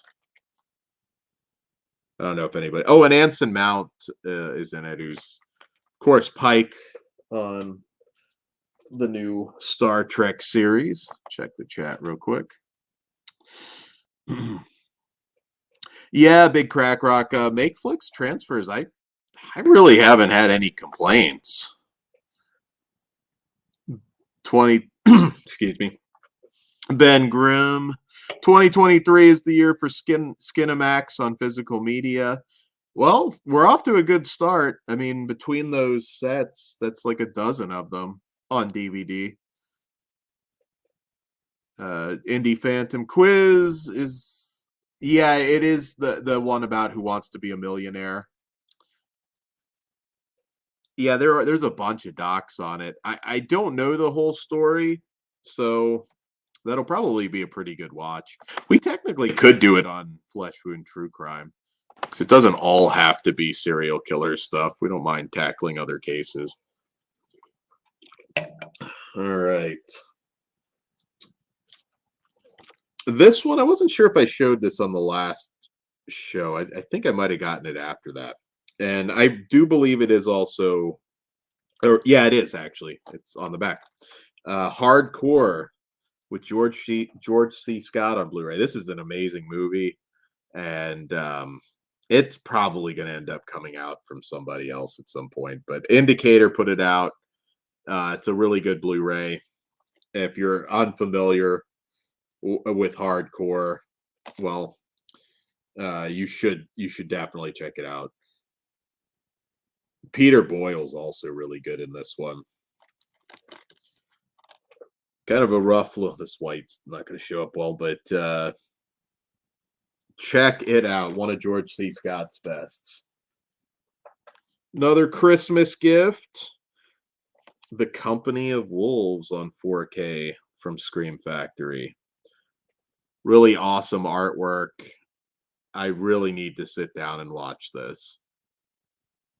But Scream Factory doesn't send screeners, so I never. So there you go. Check this one out. It's probably been about 10 years since I've sat down to watch it. I know Lauren's a big fan of this one. In fact, I think he might have gotten the 4K too. There's a lot of Mexican horror also hitting Blu-ray 2023. There's a lot of Santos stuff coming out that I still need, but I did pick up over Christmas the Aztec Mummy collection on Blu-ray, which I kind of want to do a watch along, especially with the wrestling connection on these. So it could technically be a Squared Circle Society. We want to tackle like some of the like more obscure movies, direct to video stuff that like Rowdy Piper did, and some others. There's some that people don't even realize exist. Like Ultimate Warrior was the villain in a Gary Daniels film. It's kind of like a post-apocalyptic martial arts movie. So we'll tackle some of the more obscure ones. I think, everybody does They Live, but not everybody tackles Tough and Deadly or Back in Action or Dead Tides.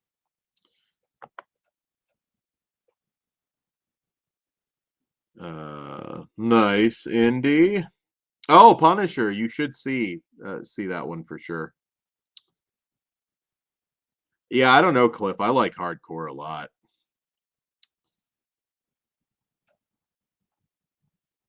Ooh, Ben, I hope they do. I really do, because like, I mean, erotic thrillers, like it's an entire subgenre that's just not on Blu-ray barely at all represented. And in the waning days of physical media, I think that's the stuff we should really be focusing on. Get out as much as we possibly can. All right. We reviewed the first one. Actually, I think on Patreon, Kruger reviewed the second one. But from Unearthed Films, Evil Dead Trap 2 Hideki. Unearthed's been killing it lately, and they've got some really cool stuff out. I need to pick up Tokyo Decadence still. And yeah. Tokyo Decadence I need to grab, and I still have some more Unearthed here coming. I'm trying to remember what else I don't have from them yet. This made me laugh because it's just typecasting.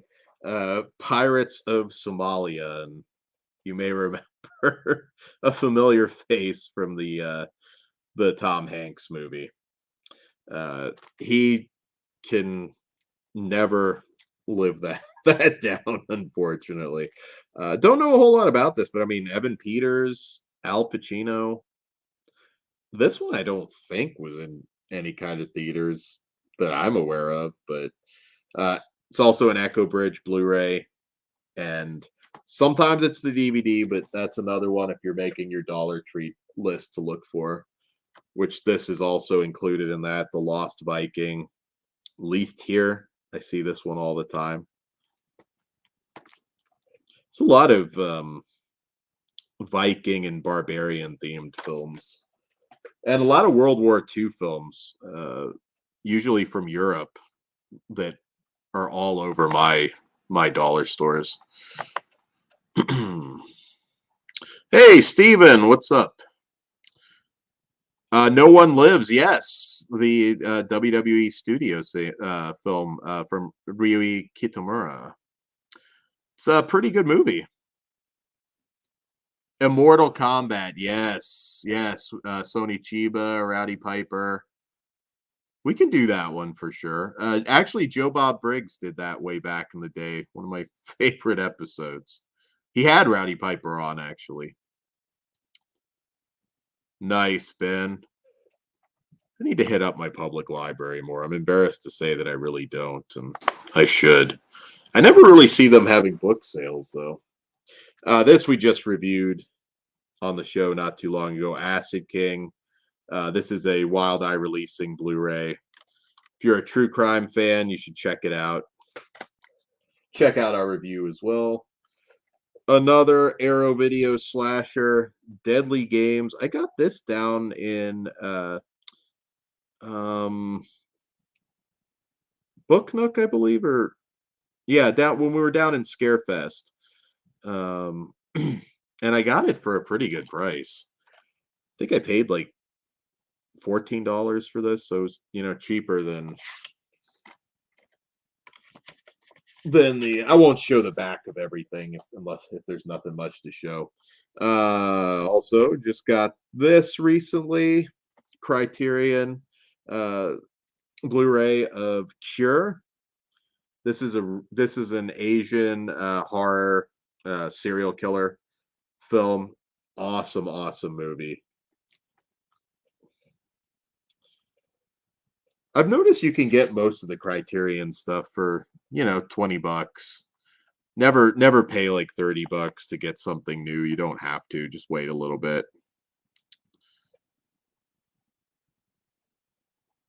Let's see.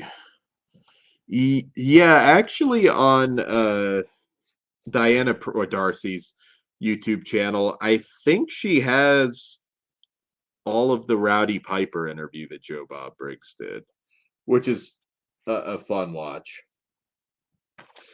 Let's see. This is from Epic Pictures. I believe it's like an infection zombie film. Redcon 1. There. I like World War. Or no, I don't think it's let's see.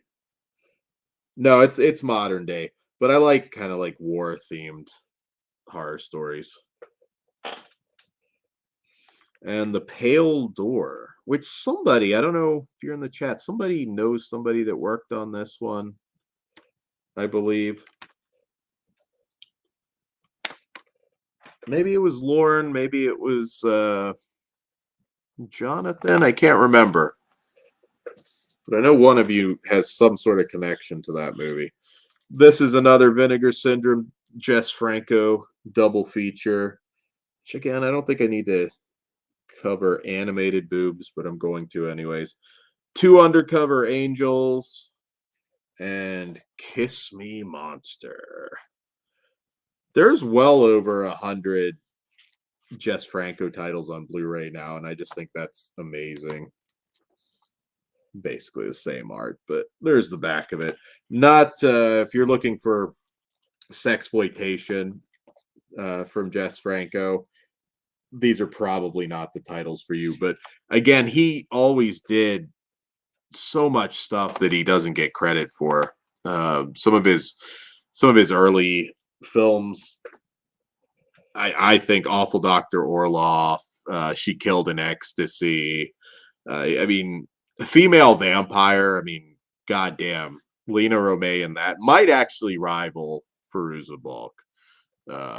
Or at least on par with Fairuza Balk for me. Yeah, Indy. So 42nd Street Pete or Pete Chiarelli. I saw him all the time way back in the day. Chiller, Monster Mania. He has a really good channel. I know he's had some health issues recently, but really cool guy. Read his autobiography, A Whole Bag of Crazy. which might be out of print, but I think it might be coming back in print. And I think he has a follow-up book coming. I mean, he's one of those guys that was there for all of the heyday of 42nd Street, and his stories are amazing. If I had a time machine, I would definitely go back to the 70s and into the early 80s and just experience a New York that just doesn't exist anymore. Much more fun, maybe a little more dangerous, but I think still a lot of fun. And here, essential action film with and a lot of people bitch about these, specifically about this. So this is a Cynthia Rothrock title from Hong Kong, Righting Wrongs, which was also released here as Above the Law, which so a lot of people are under the impression that this is like some cheap direct-to-video thing. It is not. It is an amazing action film. It also comes with this cool booklet here with the Above the Law title. She certainly did her fair share of direct-to-video films in the US, which obviously were a little more lower budget. But I don't know. This is the stuff I kind of want to see.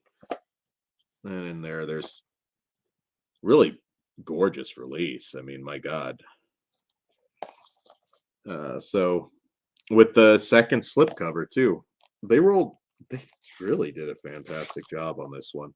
But yeah, no, this is a Hong Kong film from the late 80s. It's not I read some reviews on it, and I just feel like they didn't watch the movie. It was kind of frustrating. Now, this is definitely direct-to-video trash, but nonetheless, it's not a bad thing. Miami Connection. I did get the 4K of that. Another amazing release on the inside there. If you haven't seen Miami Connection, double it up with New York Ripper, also from Vinegar Syndrome, and just have a really wild night at the movies. All right. Go quicker. I actually randomly recall talking about this one on an episode of Region Free. Who with Elliot Gould. It's a really bizarre little movie. It's kind of a science fiction film.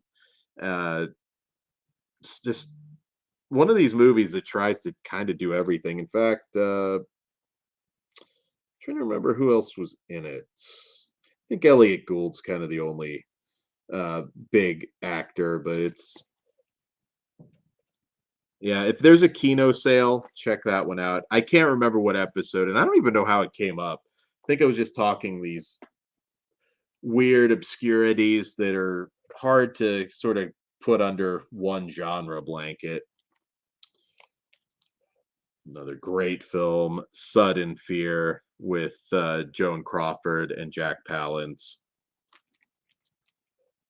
There you go. I've only seen this once, and I'm told that at some locations, at some Dollar Trees, you can find them more easily. But I got True Believer on Blu-ray, the old school VHS covers. I haven't watched this in a long time. Courtroom dramas are not usually my favorite thing, but James Woods, Kurtwood Smith really is what caught my eye for this. I think I rented it back in the 90s, and I need to watch it again. Speaking of Sasquatch flicks, got Shriek of the Mutilated from Vinegar Syndrome from Michael Finley. This is not on the level of Night of the Demon or even Creature from the Black Lake, which I've got here somewhere. But I'm obsessed with Roberta and Michael Finley. I even run a Facebook group for those two. Any fans of Shriek of the Mutilated in the chat? I'm not saying that's a good movie, but I do enjoy it. Let's see. Let's see. Ben like the Pale Door. Yeah, the Sid Haig interview is really good. I guess really probably one of the last interviews. I know they were trying to get like a documentary on him and it didn't happen, but what's up, Barney? Yes, it is a good title. Oh, are you going to see Joe Bob, Ben? All right, let's move on to our next one. Reviewed this a while ago. I like the non-werewolf portion more than anything. I kind of like the quirky towny portion of werewolves within more than when it went full werewolf. This was on a lot of best of lists a couple years ago, and I did enjoy it. I don't know. I kind of the werewolf portion's not as much. So another one, I know nothing about it, but it's a horror pack title that takes place, I believe, post World War II. Werewolf. I tried to kind of bunch these together based on theme, and then I just kind of gave up after a while. More Vinegar Syndrome direct-to-video action trash. Talons of the Eagle. Try that focus. I mean, these are just absolutely beautiful releases, and I'll put any of the stuff they put out really up against modern direct-to-video action movies. They're all entertaining, if nothing else. Usually the fight choreography is a little bit better. And yeah, once again, and just the fact that we even get this on Blu-ray, let alone extra features, is pretty awesome. I know Cynthia Rothrock stuff seems to sell out a little faster. I think the martial law box set is sold out, so I was glad I got that. Another classic that just made its way to Blu-ray about a year ago, Dr. Jekyll and Mr. Hyde. This is the one with I'm spacing here. Frederick March. So I had to grab that. Another one, oddly enough, I didn't have on Blu-ray yet, but I did upgrade it because it's essential. Whatever Happened to Baby Jane from the Archive Collection. Did anybody watch Feud, the FX miniseries? That was really good. Another one we reviewed, just took me a while to get it on Blu-ray, Hosts, which 50 some minutes and came out. This was like one of the first pandemic era films that was shot, and took advantage of it. And yeah, also made some best of lists. Not mine, but I did enjoy it quite a bit. And I know a lot of you did as well. I heard some bad things about this Blu-ray, but I don't know. Then I did a little more investigation, and apparently it's solid. Night of the Hunter. So I finally upgraded it. I would have gotten this immediately, but I don't know. I heard some negative reviews about the Blu-ray, so it took me a long time to actually upgrade it. Let's see. Thanks for hanging out so long, guys. I know these updates are insane, and we've debated whether I should just do a shorter one or if people like the longer one. So we'll see how this does. Yeah, Shriek. Bigfoot doesn't look his best in Shriek of the Mutilated, Ben. Oh, shit, Cliff. Elliot Gould. That's really cool. I bet nobody asked them about who, though.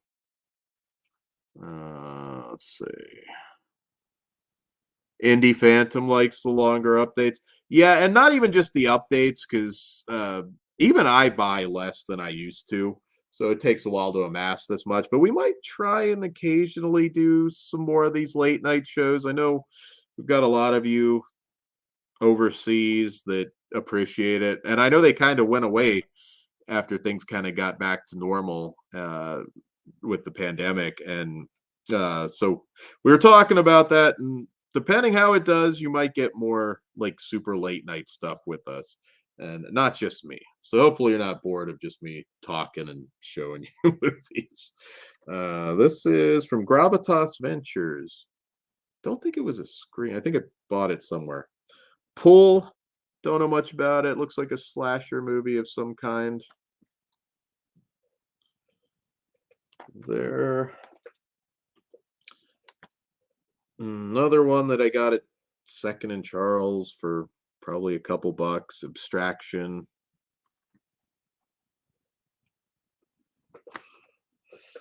This, I believe, is notable for, I could be wrong, one of, if not the very last film that Rutger Hauer worked on, The Sonata, which kind of looks like a kind of almost Suspiria, Argento-esque type movie. I'm not sure that it's on that level, but it didn't look cheap or anything. Kind of hoping for a little bit of a gem with this one. Yeah, Sonata. So these were also Christmas gifts, and I believe we had a request to review one, which you probably won't. I don't know which one. You probably won't get that until after, because we're going to be in Oscar mode for a little bit, and we have a lot to watch. But The Invitation, I know somebody requested that, and I wouldn't have bought this myself, but I did get it as a Christmas gift from my brother. Eh, this I was borderline thinking of just selling, but pray for the devil. Not that I mean, it's not awful. It's just, I don't know. I'm so burnt out on the Exorcist stuff.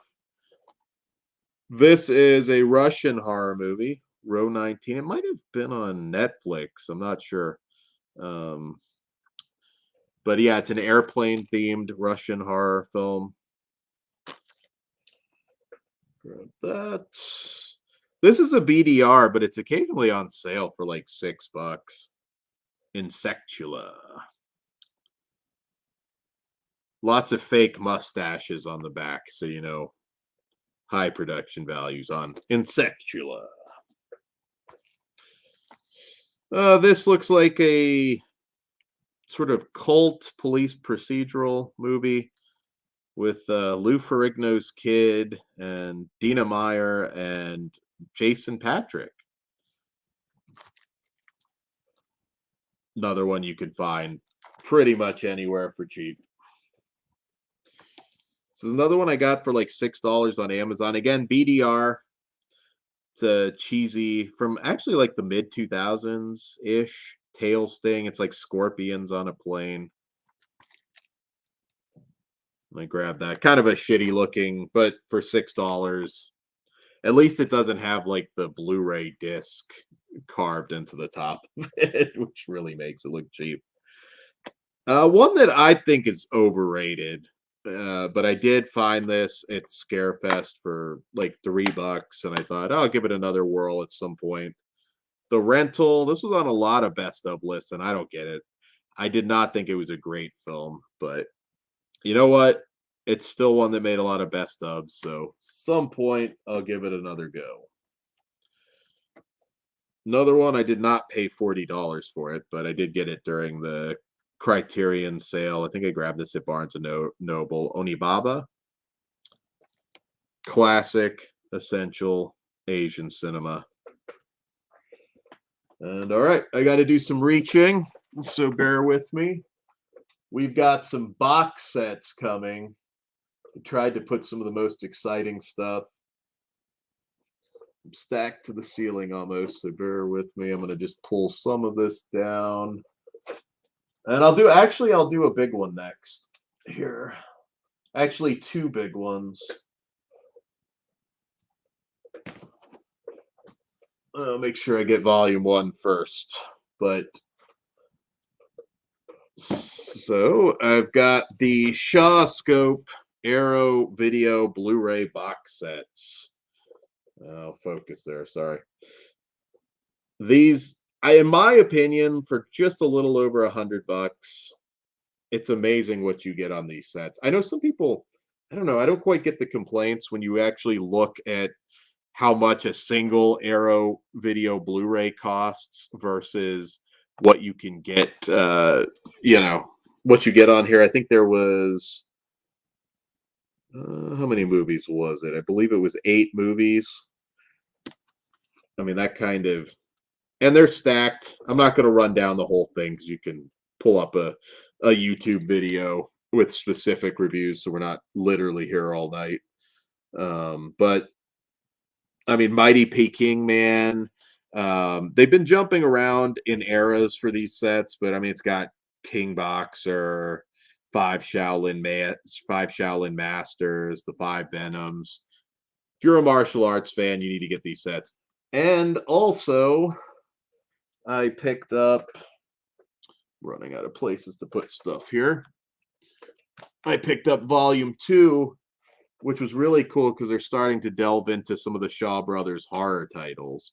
There you go, Shaw Scope Volume 2. This has Boxer's Omen, which is one that I did actually review on Region Free. I did a whole segment, probably one of my earlier Region Free appearances on some of the horror films that the Shaw Brothers did. And this also, of course, has the 36 Chamber of Shaolin, which is a classic. I highly recommend these sets. And yeah, very, very, very, very awesome sets. And all right, another one that I got, this from Arrow Video, the Gothic Fantastico set, which has the Blancheville monster on it. I told Todd, because I haven't even opened this yet, and I want to start reviewing some of these box sets. We may not have got it on Street, but that's okay. It's a really cool set. I'm a sucker for a box set. Usually you're going to get me to pick it up, because when you do the math, I'd buy them all separately anyways, so it evens out. It's a good deal.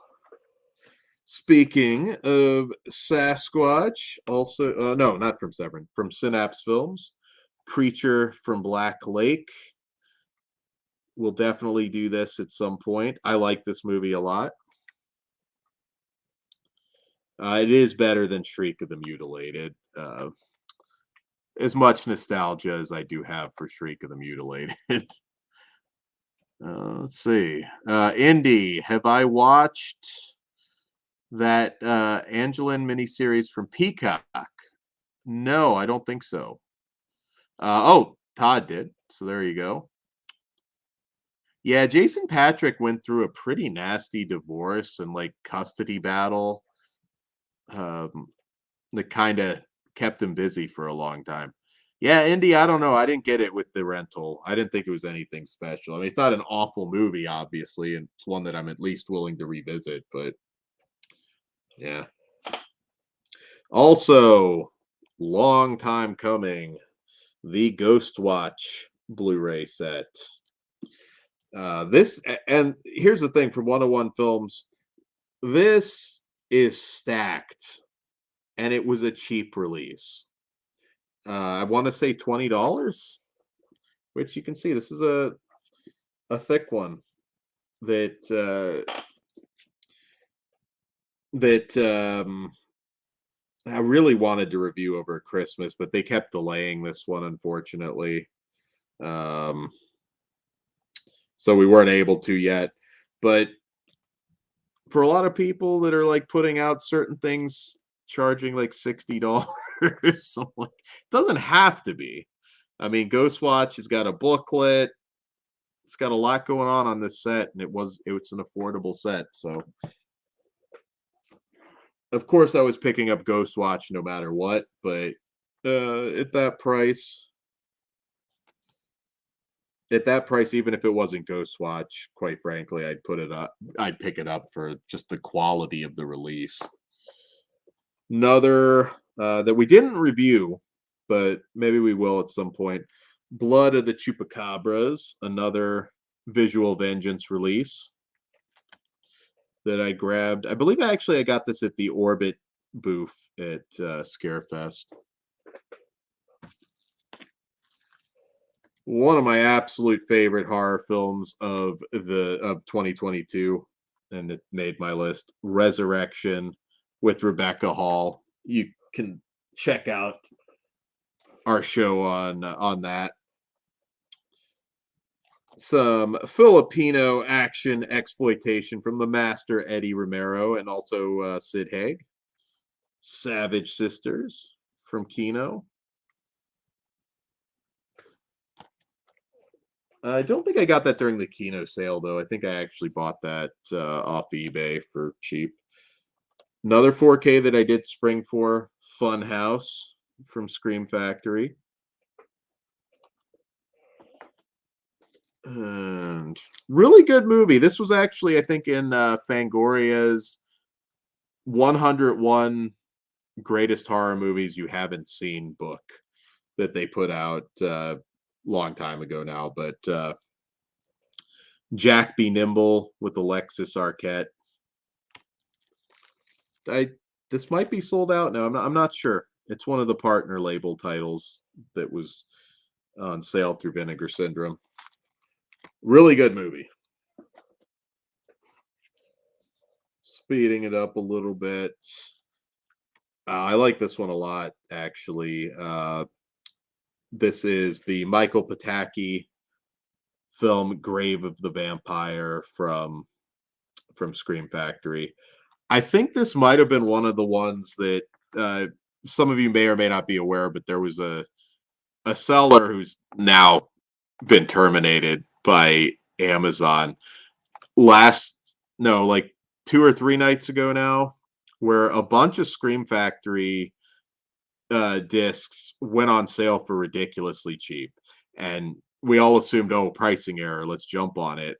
I locked in. I already had it, but I was going to do a giveaway or something on the show. The Friday the 13th box set was $14. The Halloween 4K set, $14, and I was like, oh goddamn. Unfortunately, that all ended up being a scam and a load of shit. But yeah, I think this might have been one of those ones that might have been on there. I got refunded though, and I did not. I know some people complained and they were able to get like $50 and $100 in like a gift card. I got a measly $20, but at least I got something, and my money was refunded, so I can't complain too much. We have a review of this one. My heart can't beat unless you tell it to. You can check out the review. Banquet, another one that we have a review on. This made some best of lists. I think this, not last year, but the year before. And I like this one too. It's a very weird little movie. A lot of cannibal stuff the last couple years. Grabbed the Everything Everywhere All at Once 4K, which we'll be talking about during Oscar season. I think Michelle Yeoh might have a shot at Best Actress, actually. Some people are saying she's a favorite. Dystopian science fiction film Vesper. Need to do more sci-fi on the channel. I always say that. From Arrow, and I know Piz already has a review of this one. The Dunwich Horror. I also have a Dean Stockwell signed poster of the Dunwich Horror. Let's take a second to look at the chat. Oh yeah, Ben, Resurrection number 3 of your 2022 list. Yeah, Creature from Black Lake's really fun.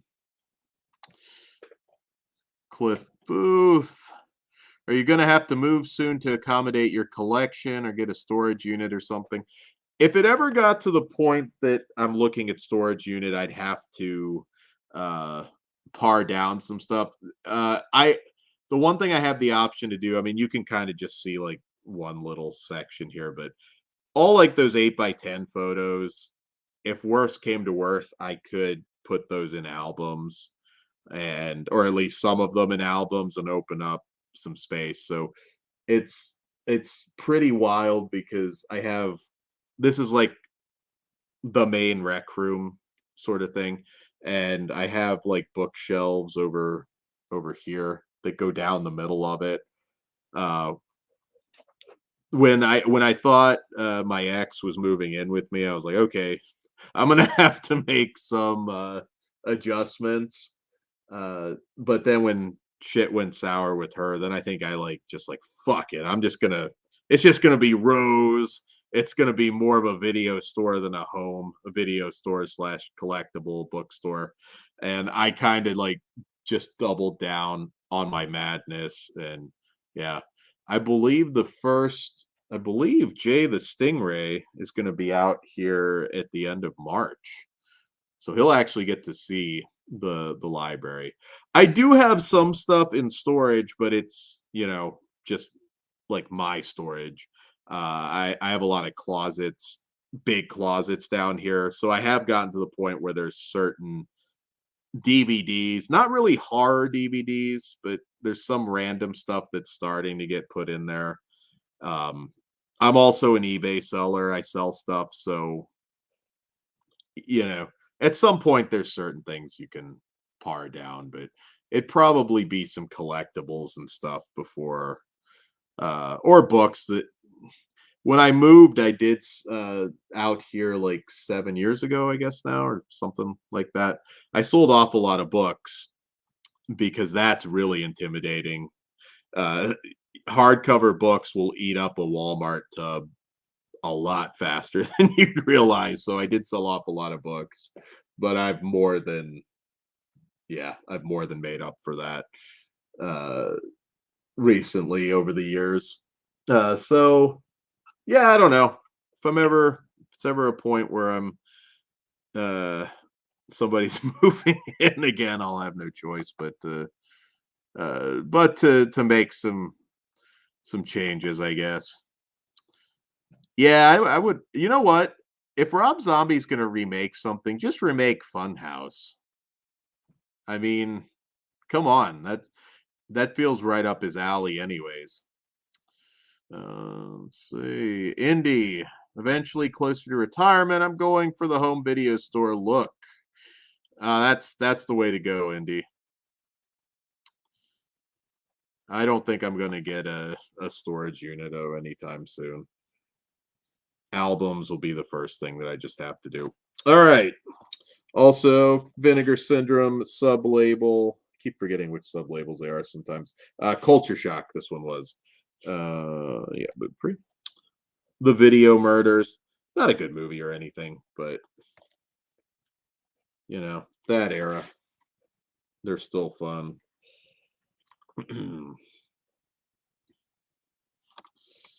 There we go. Oh, this I was excited for, from Severin. Tales to Keep You Awake. This is a Spanish anthology horror series. Another one. Like I said, I don't buy TV shows as much anymore, but this was an exception. There's a lot of adaptations of Robert Bloch, Poe, Ray Bradbury. This is actually the guy who had made Who Can Kill a Child, is probably the film that most people know. Narciso Ibanez, probably not saying the name right, but yeah, this is good stuff. I highly recommend, after you pick up the Night Gallery and Kolchak sets, and you want something more obscure but nonetheless really good, get the Tales to Keep You Awake release from Severin. Did not get the special edition of this, and I'm okay with that, but I like the film well enough. Massacre at Central High. Pretty much all of this stuff now that they're putting out the big deluxe editions, you're going to have a retail edition coming out anyways, and I did hold off on that one. Also grabbed the Army of Darkness 4K Steelbook release. Also from Orbit.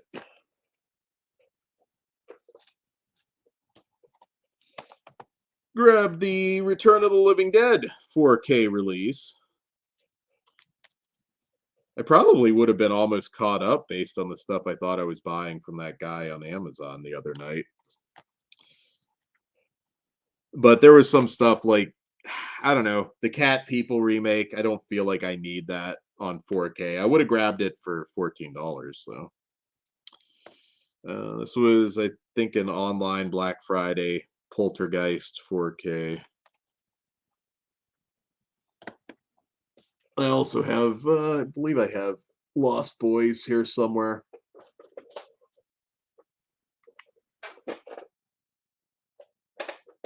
All right.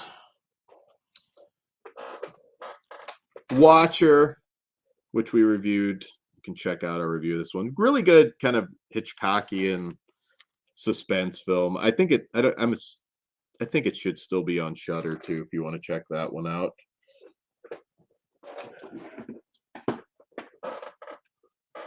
Also, one that I think kind of got mixed reviews from us, Old Man. It's the new Lucky McKee film. I liked it. Definitely one that you're going to kind of figure out what's going on long before the characters do. But I still enjoyed it. The back and forth with Stephen Lang and Mark Center. Two great actors that I like a lot. These were all Second and Charles pickups, and I think all probably nominated for, well, at least two of them I think were nominated for Oscars. Calvary with Brendan Gleeson, who I'm a big fan of. Check it as far as Stephen King adaptations. Check out the Mr. Mercedes show. I can't remember what it initially aired on, like app. I don't know, one of those streaming services that like nobody has. But it's a pretty good adaptation of the Mr. Mercedes novels that he did. The Calvary. Got Christopher Walken, Philip Seymour Hoffman film, The Late Quartet.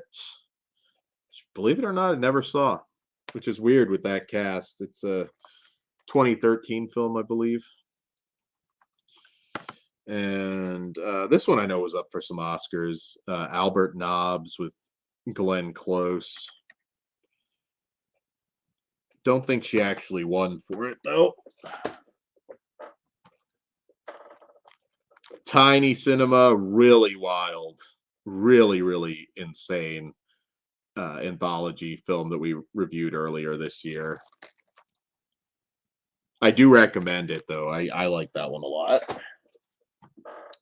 And all right, cannot show the back of this one, but this is from the from director Sean Donahue, who did the Deaf Escort Service films, the first two of which are just probably some of the sleazier, low budget horror movies you could ever come across, and I mean that in the best possible way. And this one, definitely sleazy as well. Naked Cannibal Campers. He kind of did for a little bit like a more straight, serious found footage movie. And I think it didn't do very well. So he's just like, screw it. I'm back to blood and boobs. And this definitely has that. Let's see. Chat. Indie Phantom, a fan of Tiny Cinema. Yeah, Barney. Mr. Mercedes is really good. It's another one, though, too. I think it just got screwed. Was it? Do you know what network it initially aired on?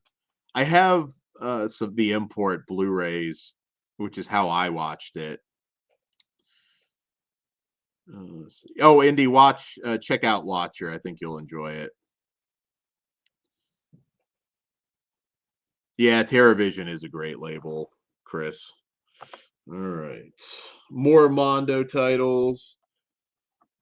Really good, sleazy, gothic horror. Love Brides of the Blood Mummy. They've been killing it lately. I think it's a clean enough back cover there. Love Mondo. Appreciate their work very much. Also, they put out the horrible, sexy vampire. They do some really obscure stuff on Blu-ray, and I just more often than not, that's where it's at for me, and that's what I get excited for, and that's okay to share the back of it as well. There you go.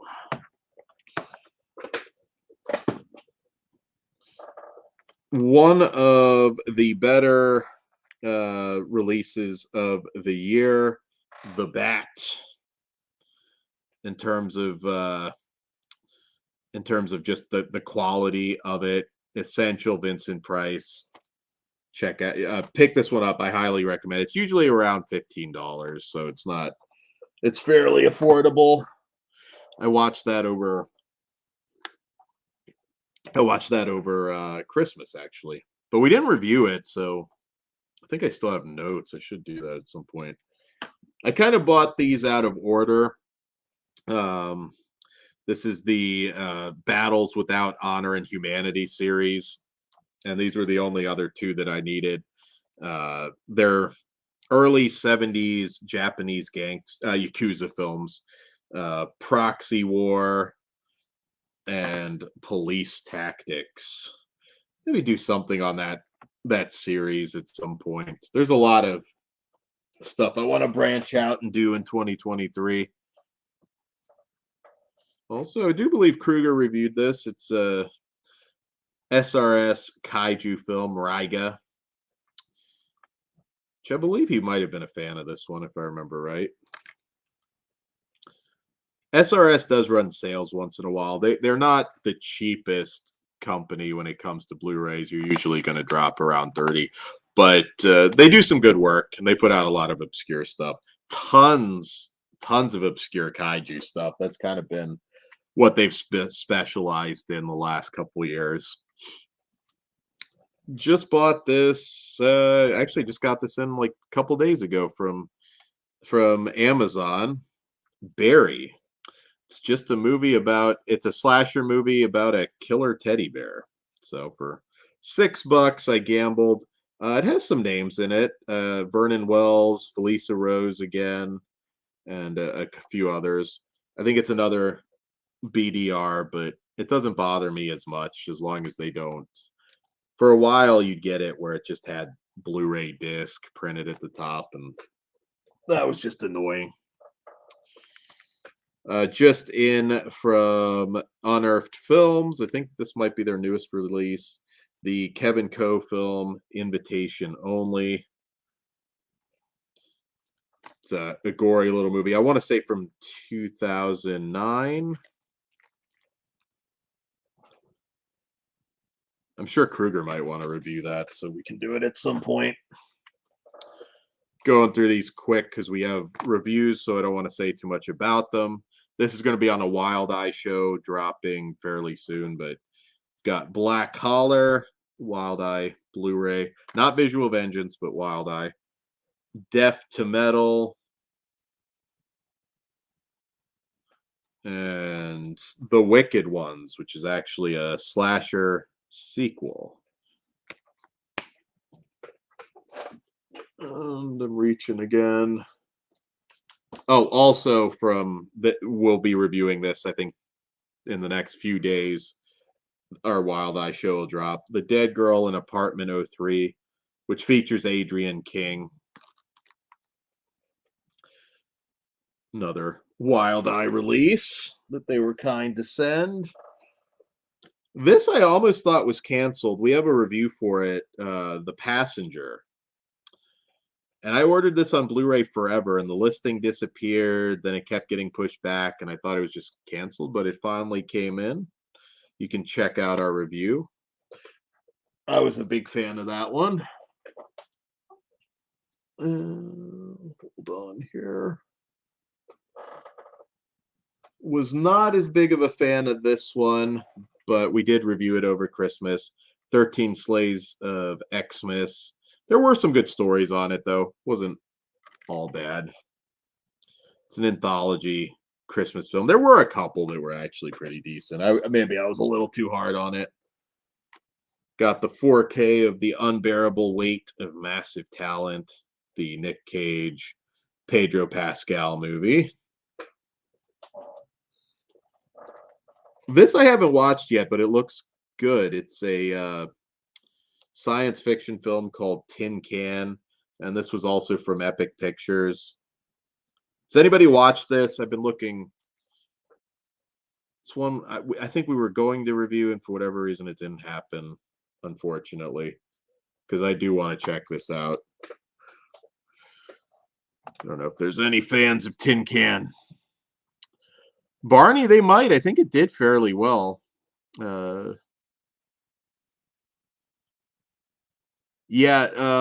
Wild Eye, check out the Raw and Extreme label, Indy. Just be careful because there are some re-releases under different names. So you might want to look through your DVDs and make sure that you don't already own it. But then again, you may want to buy it again if you're picky and want everything numbered. But there's some really good films. Start with Cat Sick Blues, which I was talking about earlier. That is one of the gems on that line. I'd like to see them put some of that on Blu-ray. And honestly, they probably have another Visual Vengeance on line for that, because collectors still want the Blu-rays. Let's see. What up, Orc? Haven't seen you today. This is like our third show. This is sold out now. It's a great Stuart Gordon movie. So much fun. Space Truckers. I believe it's sold out, or it's going to. So if you still see this on the Scream Factory website, you're probably in now or never territory for Space Truckers. It had an overseas Blu-ray for a while, but yeah, I know there's a new interview with Barbara Crampton, but this is just an insane movie. I mean, Dennis Hopper, Debbie Mazar, Stephen Dorff, Charles Dance choose the scenery in this one. I love this movie. Also, everybody knows Pearl. Move a little faster on those. Got an Antonio Banderas action movie called Codename Banshee. Kind of like a spy thriller sort of thing. Blacklight with Liam Neeson. It's Liam Neeson, so it's all pretty much the same movie. Well, I should say his action movies anyways. Another action movie with Chris Pine, The Contractor. A couple I missed from Make Flicks, Chick Boxer, and Maximum Impact. And another one we reviewed from Wild Eye a little while ago, The Bloody Man. So you can go back and check our review of that. The Menu, which is such a great film. I just bought this a couple days ago. I saw it in theaters, and I love this movie so much. I think pretty much everybody does that I've talked to. This did not get nominated for anything. I thought it might be up for an Oscar, but it was not. Amsterdam. Has anybody watched it? Because I missed it in theaters. It's a great cast. Christian Bale, Margot Robbie, Chris Rock's actually in this one. Mike Myers, Rami Malek. Any fans of Amsterdam? I meant to see that in theaters and I didn't get to it. Banshees of Inisherin. I did watch this already, and I'll reserve my thoughts, but I will say I liked it a lot. And I know that's up for a bunch of Oscars. Oop. All right. Grabbing some more. This one excited me. It was on a lot of budget sets back in the day. And I got this off eBay. It is signed by somebody, and I'm not sure, but new to Blu-ray, A Little Corey Gory from SRS Cinema. This is actually a pretty good low-budget horror film from, I want to say 92, 93. Look on the inside here. 1993. Yeah, it's actually pretty good, and one that if you're a fan of these types of films, you know, I think it is one of the better ones. And also, this is uncut, which I believe it's uncut for the first time since like maybe like the VHS.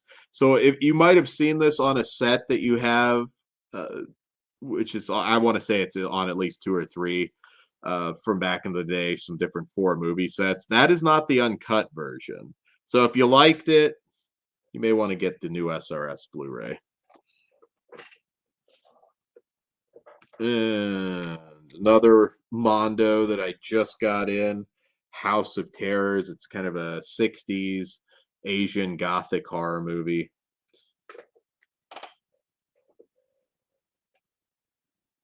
Kind of getting to some of the newer stuff that I just picked up not too long ago now.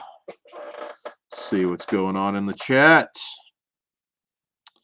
First Power, welcome. If I don't think I've seen you in the chat before.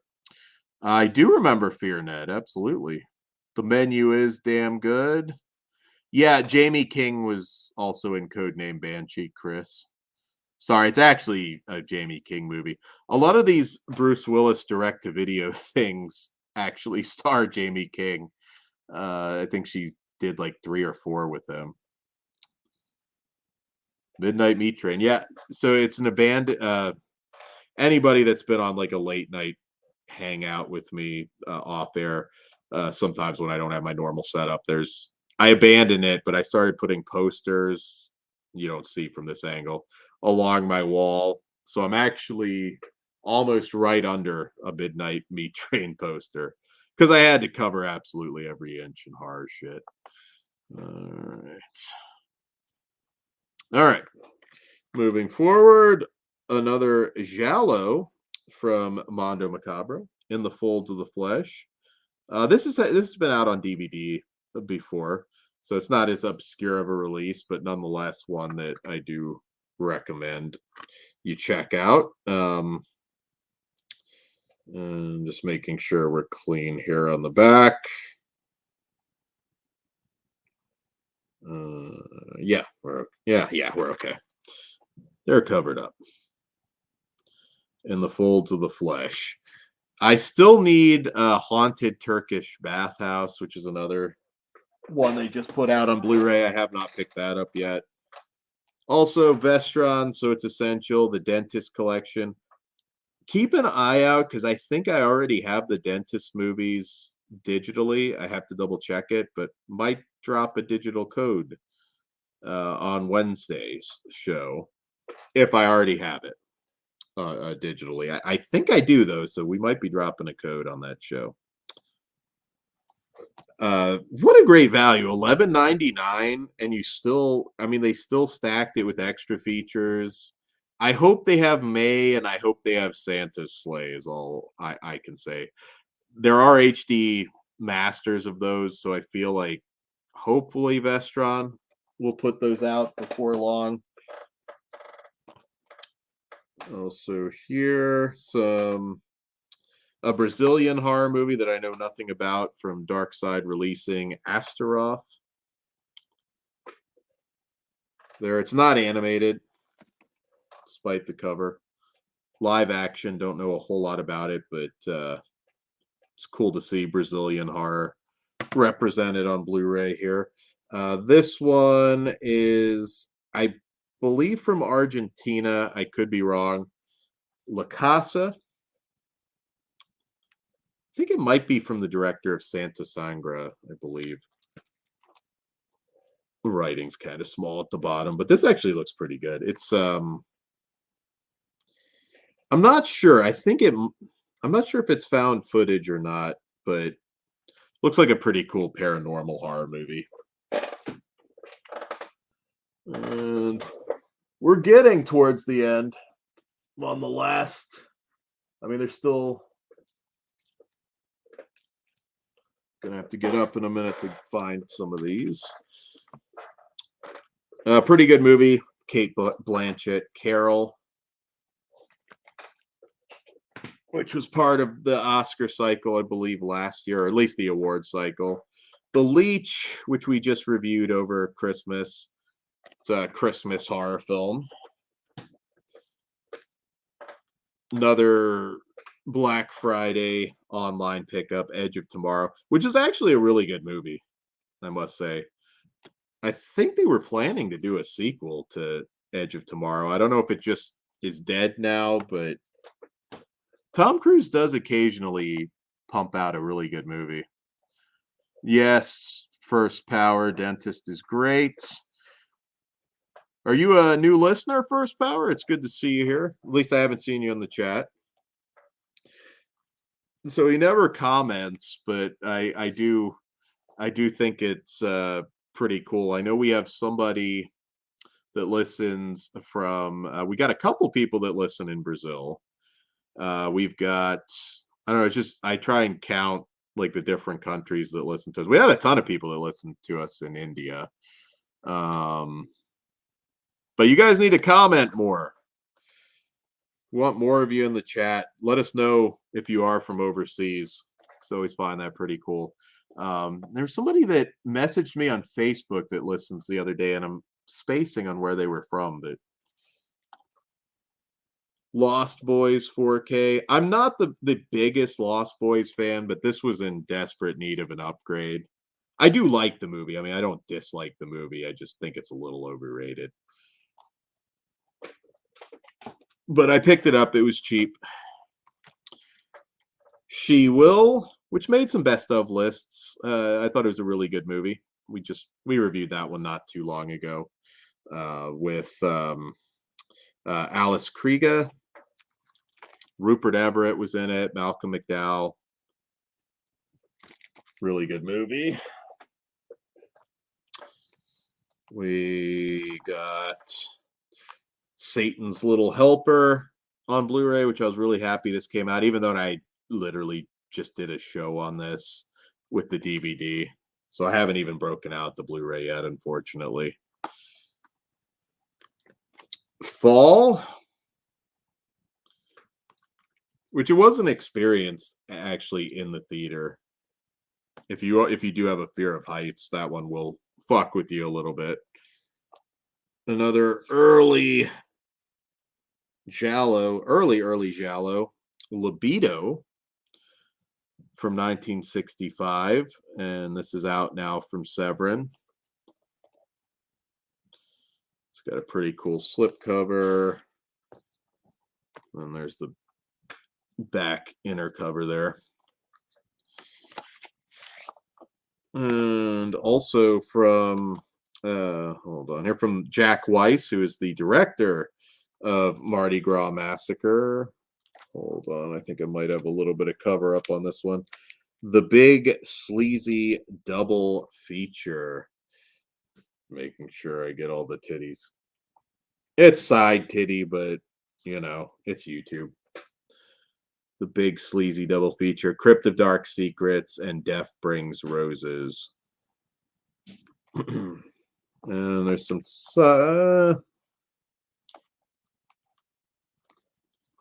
there you go. What I can show of the back there. Grab that with Mardi Gras Massacre, though. Another one we reviewed, Hatching. It made my top 10. I love this movie. What an amazing film. Best of 2022. Pick it up on Blu-ray from IFC Midnight. I would like to see some of these get the royal treatment at some point from a label. There's not a whole lot of extras on them, unfortunately, but nonetheless. All right. I'll go through some of these fast because we have reviews. Piggy didn't make my top 10, but I did like it. Really good revenge flick. The Innocents did make my top 10. Amazing, amazing film that you need to all check out if you haven't. Also check out our review. Visual Vengeance, Moonchild, an early Todd Sheets film. I imagine I get a vibe that they have all of his early stuff, so I'm sure like Goblin, Violent New Breed is one I'm sure they'll put out. That's actually a very ambitious SOV title there. Heartland of Darkness. We reviewed it. I know Chris in the chat's a big fan of Heartland of Darkness. The Lost Linnea Quigley film. Also haven't dived into it yet, but this is also region free. So if you don't have a region free player, you're still okay. Pick this up at Scarefest, the Anaconda Collection on Blu-ray, which 3 and 4 have some of the shittiest CG you've ever seen, but the price was right on this. I can't remember what I paid, but I got this at the Orbit booth. If you ever see them at a convention, they're very reasonably priced. And minus shipping, it's a good deal. Orc's a fan of Edge of Tomorrow. Oh, I didn't pay I don't think I paid extra for the slips on those. I got those actually. I don't know which one you're talking about. Let's see.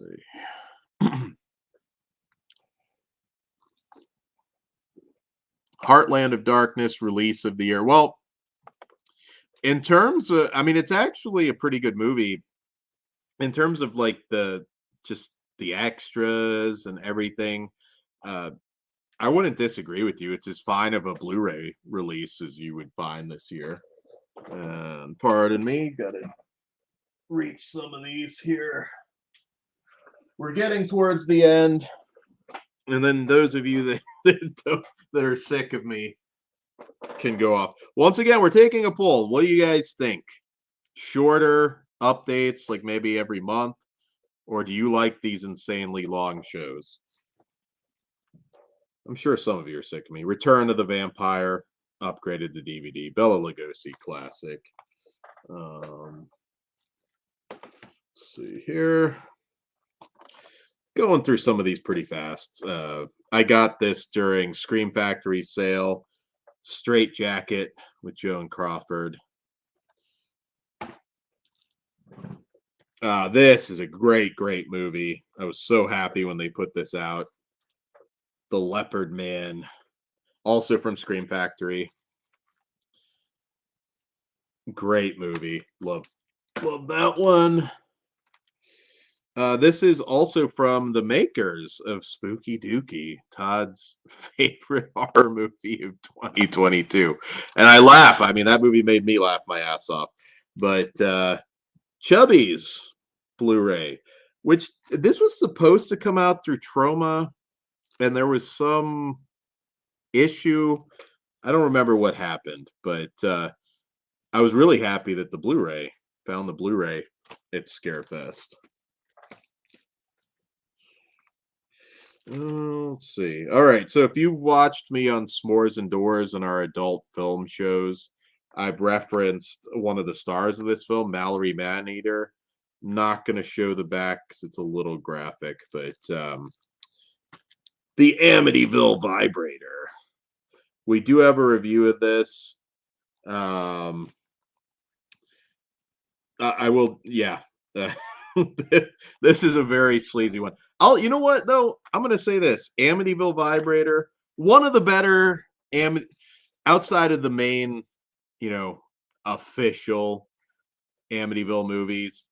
Probably one of the better Amityville movies. That's not saying a whole lot, but I sat through fucking Amityville in the Hood this year. I sat through like 2 Cool Duder Amityville movies, which, oh my god, he gets the shit pickle award for 2022 because just whatever he was a part of in 2022 was no good.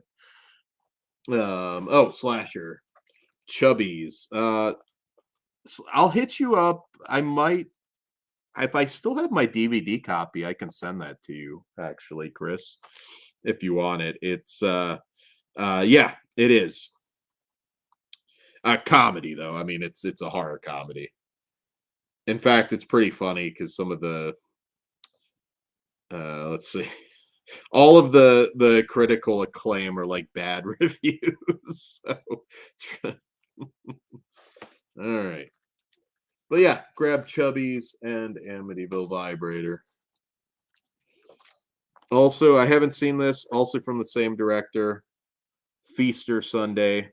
I plan to watch this in April.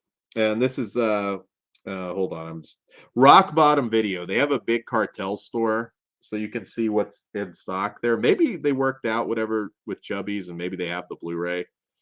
But yeah, there's Feaster Sunday. I if you like trauma-esque movies, definitely check out Spooky Dookie. We have a review of this recently. Don't Fuck in the Woods 2. I kind of preferred the first one, to be honest. Just got this from Kino, the sci-fi action Terminator knockoff Program to Kill, which stars Sendal Bergman. Really nice lady. I met her at either Chiller or Monster Mania. She was really cool. Met her, God, like a decade ago, I think. I don't remember this being a great movie, but nonetheless, I did enjoy it for Sendal Bergman. Robert Ginty's not the greatest actor, if I'm being honest. So I kind of stopped buying these, but I heard it's one of, if probably the best, supposedly, film that Bruce Willis did towards the very end of his retirement run. But I was also, I like the rest of the cast. Michael Rooker, who's actually the star of it anyways, White Elephant. And I think yeah, John Malkovich is in it. I heard this one was passable, so I said screw it. It was cheap. Let's see here. Gerard Butler action film, Last Seen Alive. I don't know that this got a theatrical, although Vertical Entertainment, a lot of their stuff has been getting like some limited release theatrical releases. Apparently Gerard Butler gets cucked in this one. If you watch a lot of reviews for it, he goes to like rescue his cheating wife, and some people were really pissed off that he would bother going to save her in this one. Let's see. Another random action movie, The Hot Seats, with Kevin Dillon and Mel Gibson. Mel Gibson, most of the stuff I've seen Mel Gibson in that's been direct to video lately hasn't been bad. Got that. We got a World War II action film called Wolfhound. Looks like looked like a decent film. Another couple of box sets coming up. The Incredibly Strange Films of Ray Dennis Steckler. Just got that from Severin. And I know this, I think this has some of the Joe Bob Briggs commentaries. He did several commentaries for Ray Dennis Steckler movies. And I mean, I'm a sucker for a box set. I'm not saying all of these are good. They're not, but I got, just like the Al Adamson set, I had to grab it, which I just finished working my way through just recently. Upgraded my Blu-rays on this. The Count Yorga collection. Robert Quarry, goddamn, if he came along a little bit earlier, he would have had a Vincent Price level career. It's also very, very sad what kind of happened towards the end of his life. He, from what I understand as the story goes, he had some people that sort of took control of his life, that met him at a convention, and when his health started to deteriorate, kind of started ripping him off. Really sad. I think Tim Sullivan, I believe it was, kind of helped him towards the end, and was able to get him into, I'm trying to think the name of that retirement community for like old stars. I think he got him in there, and hopefully his final days were a little bit happier, because that's really shitty, and it happens to a lot of actors actually through conventions.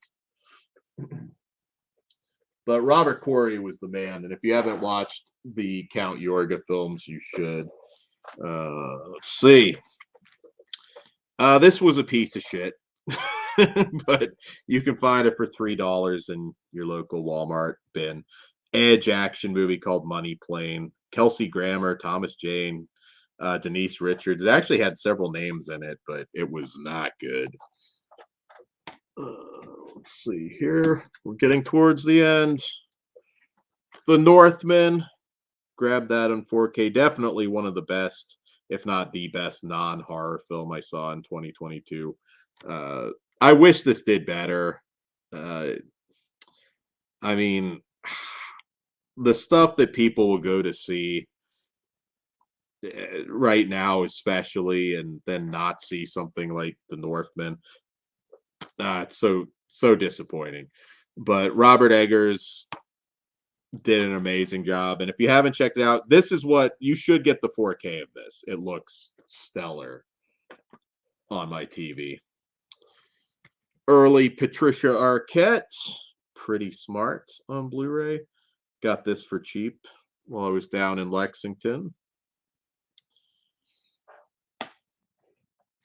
There's 2 other sets now, but I have the Doris Wishman Twilight Years set, which has Deadly Weapons and Double Agent 73.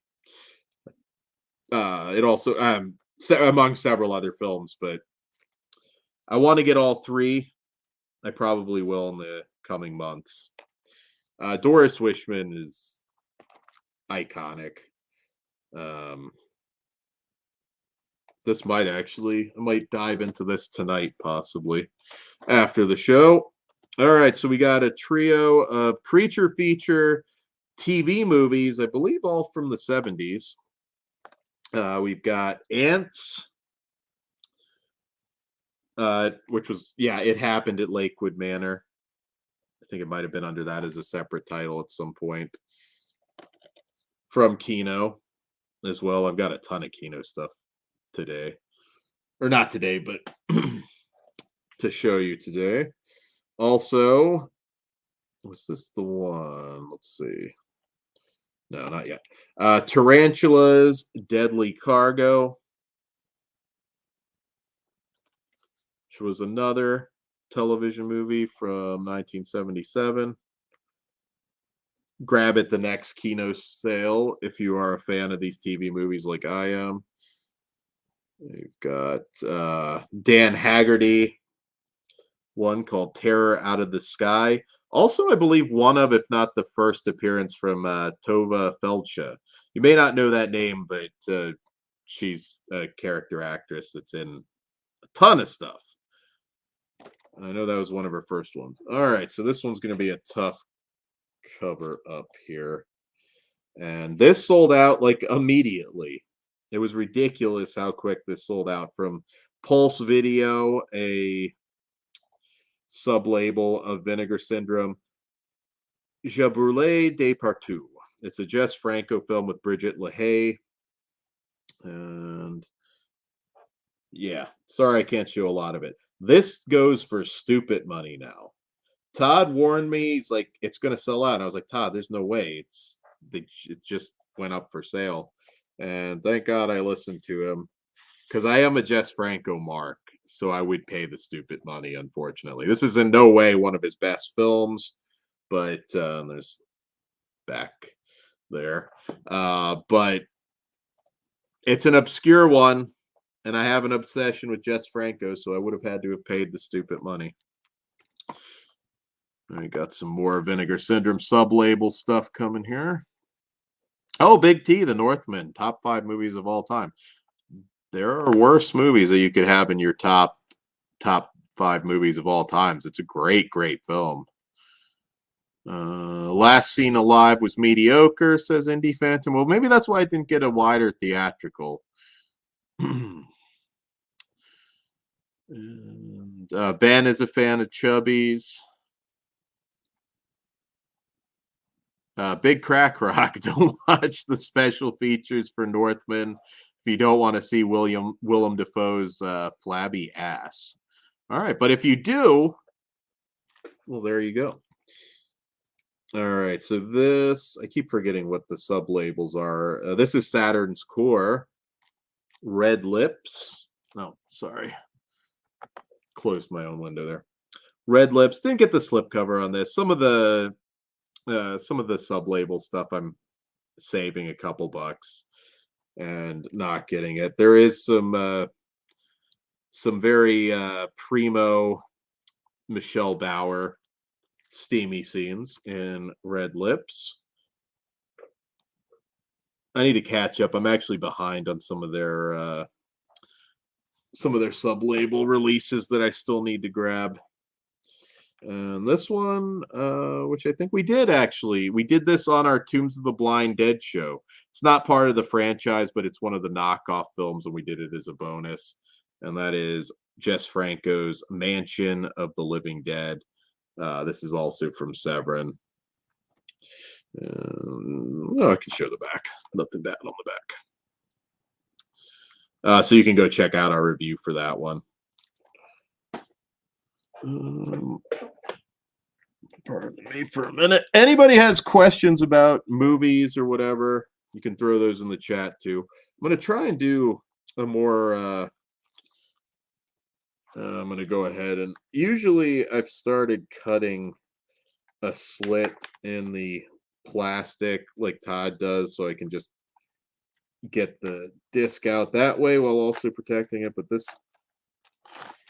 the plastic wrap on this one's a little messed up, so I'm just going to open it. Another Jess Franco title, Macumba Sexual, which is also from Severin. My plan is to review every single Jess Franco movie, which over 200 films, that's going to take a long time. But you will be seeing a lot of it in the future. Also, people might be unaware, but for you Junji Ito fans, Uzumaki, the 1999 horror film. I know some people are not a big fan of it. It's not exactly like the manga, but Discotheque put this out. We need more. There's a lot of stuff that like Tartan Asia Extreme put out back in the day that is so good and really deserves an updated Blu-ray. This was a solid enough little survival film with Naomi Watts, Infinite Storm. It's based on a true story.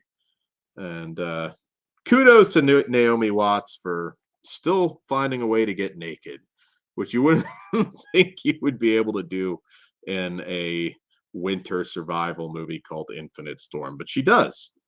She has a scene in the tub towards the end of it. So there you go.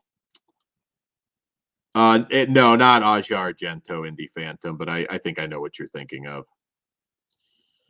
Ben Grimm, what were your top 5 pickups of 2022? Okay, well, that's not necessarily like my favorite movies.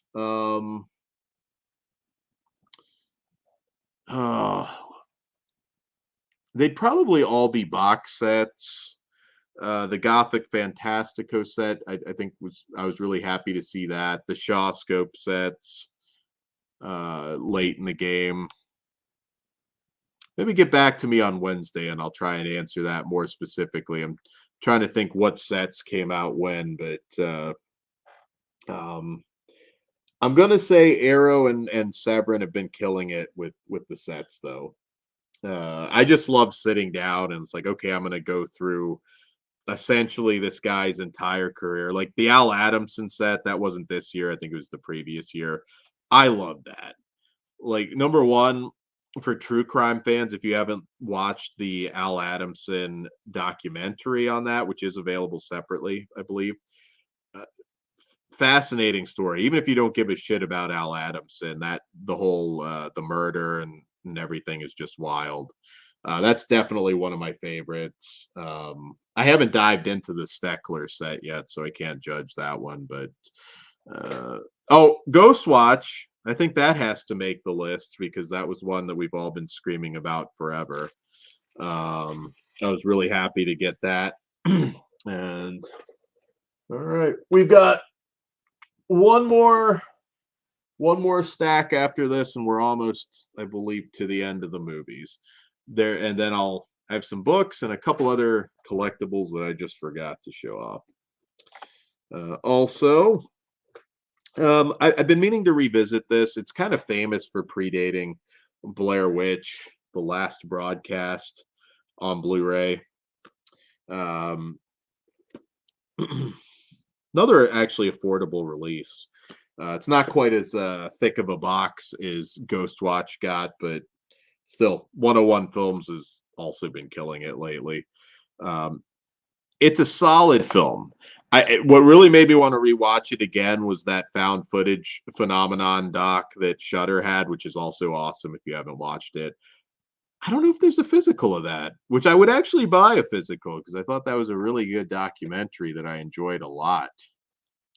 Yes, Indy, it's pretty typical survival, realistic, kind of more realistic survival stuff, but she just randomly, towards the end of the movie, just like, I'm going to get naked and take a bath. So if you like Naomi Watts, there you go. Another one from the Kino sale, Treasure of the Four Crowns, which came out during that early 80s 3D revival. I'm a big fan at that time of Space Hunter Adventures in the Forbidden Zone, Metal Storm. I ate all that up. Even though I'm not the biggest 3D fan, ironically, but I like the movies. Another one from the Kino sale, The Screaming Woman with Olivia de Havilland. And yeah, from 1972. Sorry, some of these I may not show the back. There's Scream Pretty Peggy with Betty Davis. We're over 3 hours in, and I'm losing my voice.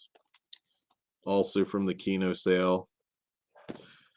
One of probably I'm not going to say it's my favorite Canon film, but it's kind of their prestige film. It's a legit amazing movie, Runaway Train. If you've never watched that, goddamn, is it a good movie? I love Runaway Train. Also, Kino, The Reincarnation of Peter Proud. We talked about this. Maybe it was a Lauren stream or something that this came up, or it might have been region free. I don't know. A while back. One of the better non-horror films from last year. It's kind of an LA noir type film. Emily the Criminal with Aubrey Plaza. I do recommend that. I picked this up for $12.99 on Amazon. It was a cheap Blu-ray because it hadn't even been out really that long. But Aubrey Plaza is really, really good in this one.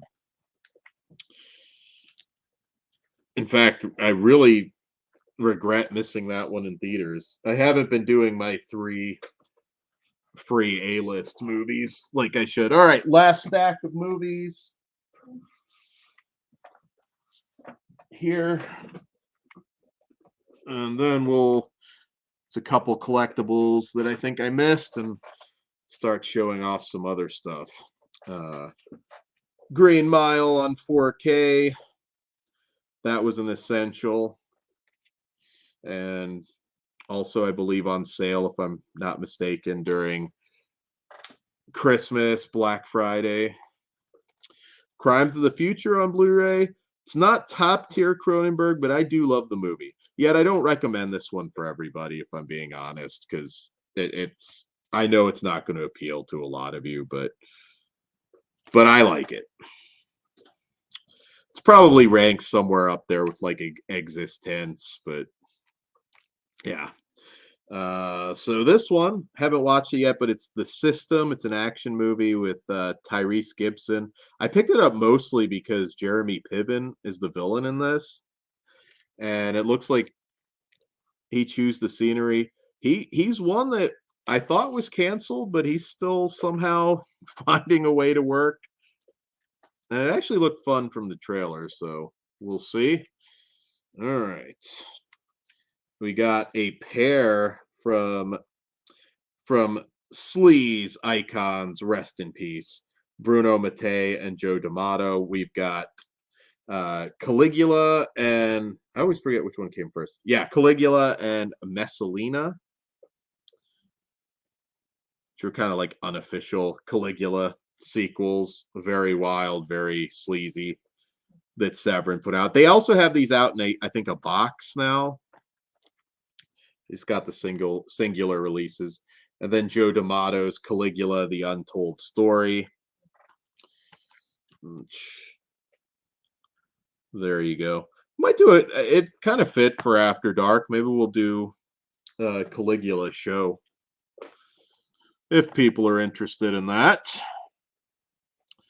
Nope, Piven survives. I mean, his career isn't what it was. Yeah, Aubrey Plaza is great. Let's see what else we got here. Franco Noir. This is like I said, this is like early 60s Jess Franco. Really obscure movies that Death Whistles the Blues and Rafifi in the City.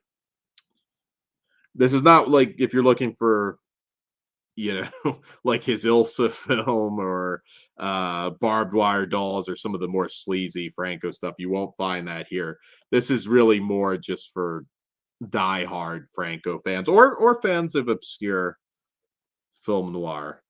Because yeah, I've got those excellent Stephen Thrower books that cover everything Jess Franco ever did, including the incomplete films, which it'd have to be for a big show, but I do have an extra copy of both of those books, which are amazing. So another thing maybe to keep your eyes out for a possible giveaway at some point. I think they're still in print though, so you can buy them. Also, Jess Franco on 4K. I never thought I'd see that. Faceless, probably one of his more accessible movies. If you're like a slasher fan, there's still this signature Jess Franco sleaze. I don't think it's his best movie, but I think a lot of people watching this would probably say it was. And on the inside, we did review this, I believe, probably earlier in the year, I believe, but definitely one of his gorier films because Franco wasn't really necessarily known for that. But this has some pretty extreme gore, and it looks great in 4K. Let's see here, almost towards the end, but we have some Vinegar Syndrome titles. Alien Private Eye. It's a crazy film. Gonna move a little faster now. Blocking out some animated tits. Not Billy Blank's best, but I mean, this is kind of getting more towards the end of his career. I think this was shot in like 95, but didn't come out until like the early 2000s on video. Expect No Mercy. Looking forward to revisiting it. Like I said, it doesn't rank as high for Billy Blank's stuff, but I do recommend TC 2000. Also got, check this here. We've got Cyber Vengeance with Robert Davi, which was actually put out under a different title, another sci-fi action flick, Absolute Aggression. I think it had a DVD release at some point. Got Men. You all know that one. We reviewed it. Very happy. The special signature Blu-ray edition of Witch Academy, signed by Michelle Bauer. Yeah, signature's not showing up there, but it is signed. I don't know if this is still in print or not, but I did also from the one of the Vinegar Syndrome sales, Video Violence, the Snuff Collection, which has both Video Violence movies. I don't know if it's sold out yet, but I thought there was like a warning on this one at some point. So if you want it, might as well get it. We're down to the final 5. This has been out a little while, but I finally picked it up from MakeFlix. Skinned Alive. Really cool cover art for this, which is also signed by the director and J.R. Bookwalter, the producer. Let's see. I don't think those are limited. I think those are just signed no matter what. Didn't get the signed edition, but I did pick up Jacko, which we did during our Slashtober. This one is Rocky with blowjobs. Stiff competition. And who would have thought that we're living in an era where we're getting retro erotica on 4K of all things? That's actually a clean back cover. That's Stiff Competition. And the last one we have, which I'm not even going to try and pronounce, but it is a Belgian/French double feature, Dragus, and sort of a little bit see-through, La Bijou d'Amour, also from Vinegar Syndrome. This is a Blu-ray, though, not a 4K. So that's all I've got in terms of movies. I did miss. And then we'll go through the freaky Tarantino film student. Jeremy Piven is innocent. Well, he might be. I don't.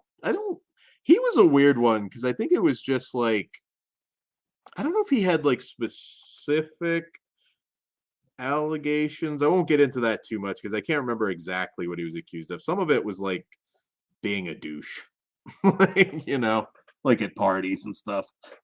But I don't know. I wasn't there. He's still working though. Kind of briefly references that on the Very Bad Things Blu-ray. Like people think I'm my characters or something. Like he makes a little reference towards it. Also got this not at a convention, but from Severin, which was really cool. And from Fascination, a signed Brigitte Lahaye 8x10 that I got framed there. And for those of you that were at Scarefest, you'll know this was signed by Mr. Bombastic himself and Corey of S'mores and Doors, Jonathan and Corey, unlisted owner. So they were in it. Big A-list stars. And yeah, so I remembered to include that since I'm showing off a lot of stuff back from Scarefest. All right, guys. So I know it's super unprofessional of me, especially when there's somebody else not on to hold down the fort, but give me 30 seconds because I got to take a bathroom break, but I'll answer any comments, questions. Jacko is a timeless classic, Chris. I don't know about that, but it has its charm. Yeah, Indy, you do need to watch it. Classic sleaze. All right, guys, give me 1 minute. I will be right back. Sorry for the dead air, but we're 3 hours, 20 minutes in. I got to go to the bathroom. Be right back. All right, there we are. All right, let's see. Dan did have to pee, Jamie. Let's see. Yeah, catch up on the Midnight Movie Club on S'mores and Doors, Indy. I don't know if I'll be on tomorrow because I'm not sure if I'm supposed to reveal it, if it's supposed to be a surprise, so I won't, but I know he's recording another one tomorrow, and it's uncut on Patreon, on his Patreon. So check that out. It's not a Jim Haggerty movie, though. We had a lot of fun watching the slasher together. I haven't watched the YouTube version, but what a shitty but just fun experience to watch with friends. All right. So, I'm going to show off some books. I know some of you don't care about that, but for any of you that are dipping out, thank you for hanging out for 3.5 hours, and we'll hang out a little bit longer. I'm not going to, well, first, before, because there is one book, whether you care about horror books or not, that you should pick up. And I thought I'd have my hardcover by now. I don't. That is on the way, but Divide by Zero by this young up-and-comer Lauren Dixon. I have read it. I know we're going to talk about it at some point on the channel. It is amazing. It is a great, great read. And Lauren has a bunch of videos up right now about the genesis of the book. And I know he had some of the publishers from Fractured Mirror Publishing on there just recently. I look forward to talking about it. It is genuinely fantastic. Obviously, Lauren's a friend, but you won't regret your purchase. And I'll show off the hardcover once I get it soon. All right. So, because I did tag a lot of BookTube stuff for this. So if you only cared about the books, I'm sorry if you had to hang out for 3 hours and 20 minutes looking at all my movies. But there you go. All right, so this one gets a recommendation. I'm not going to have time to go over the synopsis for all of these. So I'm going to pretty much just recommend them, or maybe not. But Ghost Eaters by Clay McLeod Chapman. Highly recommend this book. It is fantastic. Also a very popular one on BookTube. I'm sure nobody's hearing about it from the first time for me, but after you read Divide by Zero, I do recommend picking this one up. It's really good, really good story. Let's see here. I also let's see. Well, that's cool, Indy. Well, we haven't lost too many people. I don't think so. No personal pan pizzas, I'm afraid, Chris. But yeah. All right. Old Country from Matt Query and Harrison Query. Have not read this one yet, so I can't necessarily recommend it, but I've heard some good things, actually. It's kind of a haunted house flick. It was compared to Algernon Blackwood's The Wendigo, which that's a good comparison to have. So gonna check that one out. An author, I have not read this book yet. It's probably maybe going to be my next read now that I'm done with Lauren's book. But I am a big fan of Philip Fracassi, and this is a big one. Child Alone with Strangers. Love his shorts, and Behold the Void. Philip's an amazing author, and yeah, this is a longer read though. This is a big one. This is like 600, 700 some pages. But I'm a big enough fan of Philip's work that I'm gonna take the journey with this one. I believe everything's horror. I do have some movie books though that I did come across. Also, this is so I know Stephen Graham Jones and several other booktubers said that this is amazing. I did actually start it. Sometimes I'll read 2 books at once, and I really like what I've read so far. It's been kind of compared to The Only Good Indians, the Stephen Graham Jones book, which was one of the best reads of was that last year or 2 years now? Because I know the sequel's coming out, but nonetheless, White Horse by Erica T. Worth. This one's kind of about an indigenous girl growing up, and I believe it is, I'm just getting into it, but kind of a, an Stephen King-esque story. I'm not really deep enough yet to recommend it or not recommend it, but I do like what I've seen so far. And yes. White Horse. An author everybody should know. This is a collection that's been out a little bit, but I just hadn't picked it up.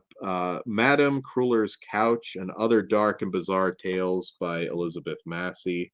Elizabeth Massey wrote Sin Eater, which is an essential read if you do read horror literature.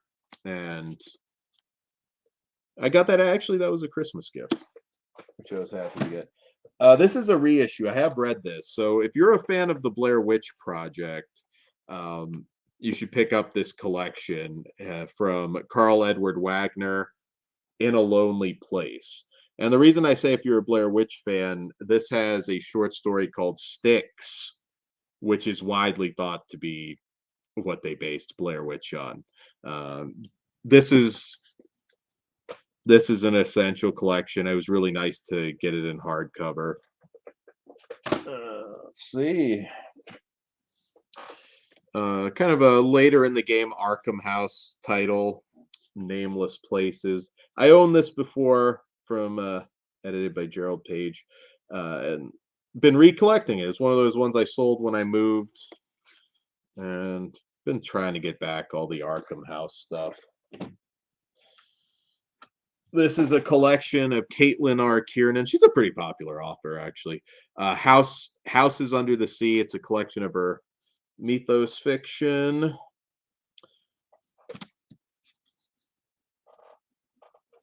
You probably come across her in bookstores before. Let's see. We also have Thomas Oldhovelt. Never say his name right, but his new book, Echo. I know this one's got kind of mixed reviews. People, his previous novel, Hex, was a huge hit with people. I need to dive into it. I've got a big TBR pile I've got to work on. I've sort of committed to not buying new books for a few months so I can catch up. Let's see here. All right. Sorry. Had some weird pop-up window. This is a small press book from an author I'm not familiar with, Regina Watts, called Idol. But it sounded really interesting. I don't know if I was watching, I don't know if it was Pax Panic or Kasha or somebody. Maybe not those two, but somebody on BookTube recommended this one. It was like $8, so I picked it up. Let's see here. Also, not a new author or anything, but somebody I'm diving into. Candice Nola Bishop, which is a werewolf novel, I believe. Although I thought at one point somebody said it was a Wendigo novel, but I might have it mixed up with something else. Gonna move. Oh, no, I do have some that I will highly recommend here that I have read. If you haven't read Ross Jeffrey, he's been up for a Stoker recently for another book that's escaping me at the moment, but I do highly recommend these. Ross Jeffrey's Juniper and Tome. Great books. And it's going to be a trilogy, I believe. I don't think the third book is out yet. I have to double check. It could have come out by now. This is good stuff. So I do recommend that you check these out. Another author that you might only know if you do watch a lot of horror BookTube, Michael Clark. If you want a good haunted house story, then I highly recommend it. It's a trilogy, the Patience of a Dead Man trilogy. Patience of a Dead Man, then it was Dead Woman Scorned, and the third one, which I have not read yet, Anger is an Acid.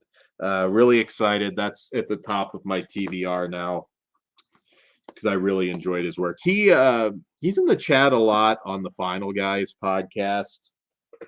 with Hunter Shea. Seems like a really nice guy. I've never met him or anything, but really cool. This is a Scottish author, William Michael, I think is how you say his name. Collection of some of his fiction, Into the Black and Home from the Sea. Really cool books. Also very kind of cheap. Usually pretty affordable. This I have read and gets my recommendation from Gemma Files. In That Endlessness Our End. Highly recommended. Gemma's a really good writer.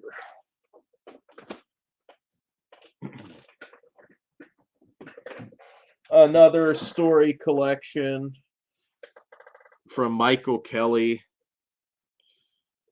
of Undertow Publications, which I believe he runs also. All the Things We Never See.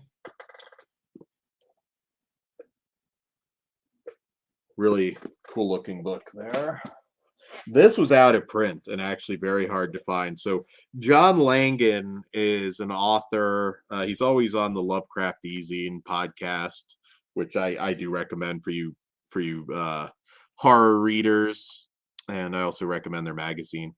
Mr. Gaunt and Other Uneasy Encounters. His first collection.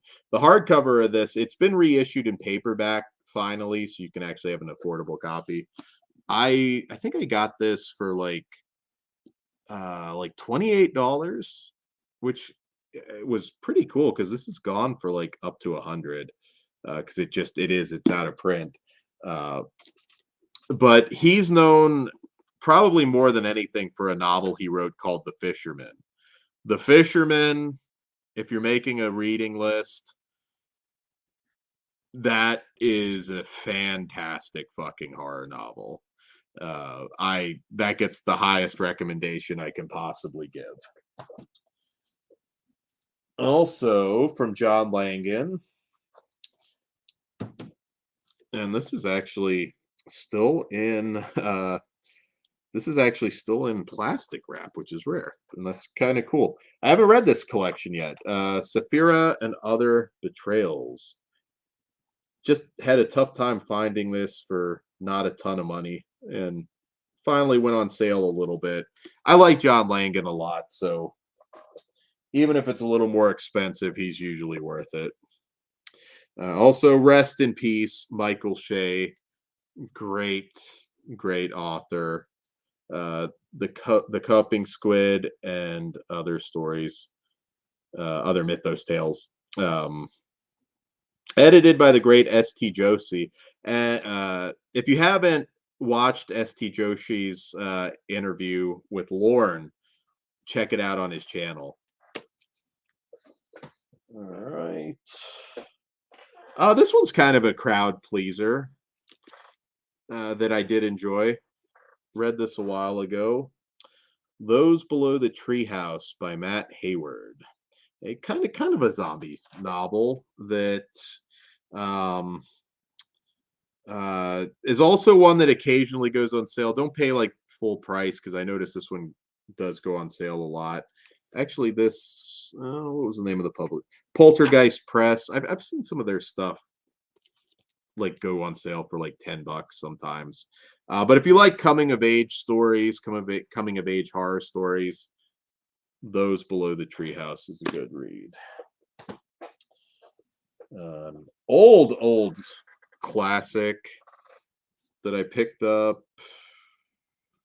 I believe at Second and Charles, The Monk, Matthew Lewis. That is an early horror story. This I haven't read. This has actually been out for a while, but the author Leopoldo Gout has a new book coming out. And this one was pretty popular. It's called Ghost Radio. Haven't read it, but I know it was pretty well regarded. And I figured I found a cheap copy. Figured I'd finally give it a whirl. This is easy to come by in paperback, but the hardcover is not. It's a collection of stories from different authors. The Book of Cthulhu. which the second volume of this is paperback only, and I believe I do have that to show off as well. But a lot of great authors there that you can read. Of course, Ramsey Campbell and Sylvia Moreno Garcia, who's broken out a lot. Thomas Ligotti, T.E.D. Klein. That's a really good collection. I have some of these in other books, but it's another one out of print. Figured I'd get a nice hard copy of it. Another Lauren guest, Tim Wagner, They Kill. That's a fun book. Let me check the chat, see if we have anybody still. Oh, we only lost a few people, so let's see. Indie Phantom, amazed at the number of hardcover horror that still comes out. You know, I think for like book collectors, yeah, Hagarte. Chris, I'm just gonna say Haggerty. Sorry. You know, you got to earn that respect for me to say Hagarty. Some people only collect hardcovers, actually. So there is in like the book community the same OCD. Like, you know, there's literally people out there that won't buy something if it doesn't have the slipcover. Like the movie is secondary to the slipcover. So there are book collectors out there that do the same thing. Like they don't even read the damn things half the time and just put it on their shelf. Maybe that's a little unfair. I think maybe book collectors do tend to actually read them more than some movie collectors that might only watch half their stuff. Although, you know what, to be honest, though, there's a lot of unopened stuff that I have in this update. There's more than there used to be, and that's honestly just the amount of shit that we review. It's like sometimes I don't get to everything. I'm losing my voice, so I'm going to pick the pace up on the books here. All right. I may have shown this one off the last update. I couldn't remember, but I got the sequel, so I pulled it out anyways. I'm a big Ray Garton fan, classic splatterpunk author. And there's a beautiful new edition of his vampire novel, Alive Girls. And I almost have everything he's ever done that's been out in hardcover. I'm only missing, I think, a couple now. And I grabbed his sequel, which is not as hard to come by, Nightlife. The original hardcover for this is not a cheap release, unfortunately, but collector's mentality, I had to have it. It is a gorgeous, gorgeous book on the inside from Centipede Press. I do highly recommend. Ray Garton in general never got respect, which is sad because he's one of the great writers of his generation. But I don't know. People don't talk about him like they should. I also got his novella Dereliction. I'm pretty sure collected that before the last update. He's actually one thing you might know him for, even if you're not a reader. He's the one that wrote the story that Haunting of Connecticut, that wrote the book version of The Haunting of Connecticut. And Ed and Lorraine Warren, who he dealt with directly, says they're totally full of shit. So I'm pretty sure some documentaries out there. I don't know if he's ever really sat down and done an interview about it. I mean, I think he probably has, but at least in like a documentary or something. But really, really interesting. But I think he's the one that like Ed came up to him and just said, "Man, what a bunch of fucking loons," or something. So, not to kill anybody that kill anybody's spirits that buy into the Warrens, but yeah. All right, this is a collection that I am currently reading and enjoying so far from editor Rebecca Rowland, Generation X, and I can already recommend it if you're like a 90s kid. It's really good. It's all like Generation X themed stories. They all take place like around that time. You know, anybody that came up in the 80s or 90s. This is really good. Another relatively cheap book too. You can usually get it for around $12 or $13. A lot of authors in here that even I'm not entirely familiar with, but I'm enjoying their work. A lot of times that's kind of fun too, because you get some big ones that'll come up. Another train themed horror collection, Fright Train. This one is cool. It's got Jeff Strand story in there. Bracken McLeod's really good. Let's see. So these are ones that I recollected that I sold off just for space reasons, and I justified it. It's like you've read it, you know it, but I missed owning it. And it is So Deadly, So Perverse, Volume 2, which was from 74 to 2013. Troy Howarth collection of Giallo film reviews and lots of great information in these. I need to still get Volume 1 back. But yeah, these are really good books if you want to kind of learn more about different Giallos you might have missed over the years. And this is a revised and expanded edition of The Haunted World of Mario Bava, also by Troy Howarth. Really, really cool book. I don't think I'd flip through some of these, but I don't think there's a ton of nudity, but I think there's a little bit in these. And also from Troy Howarth, Splintered Visions, Lucio Fulci and his films.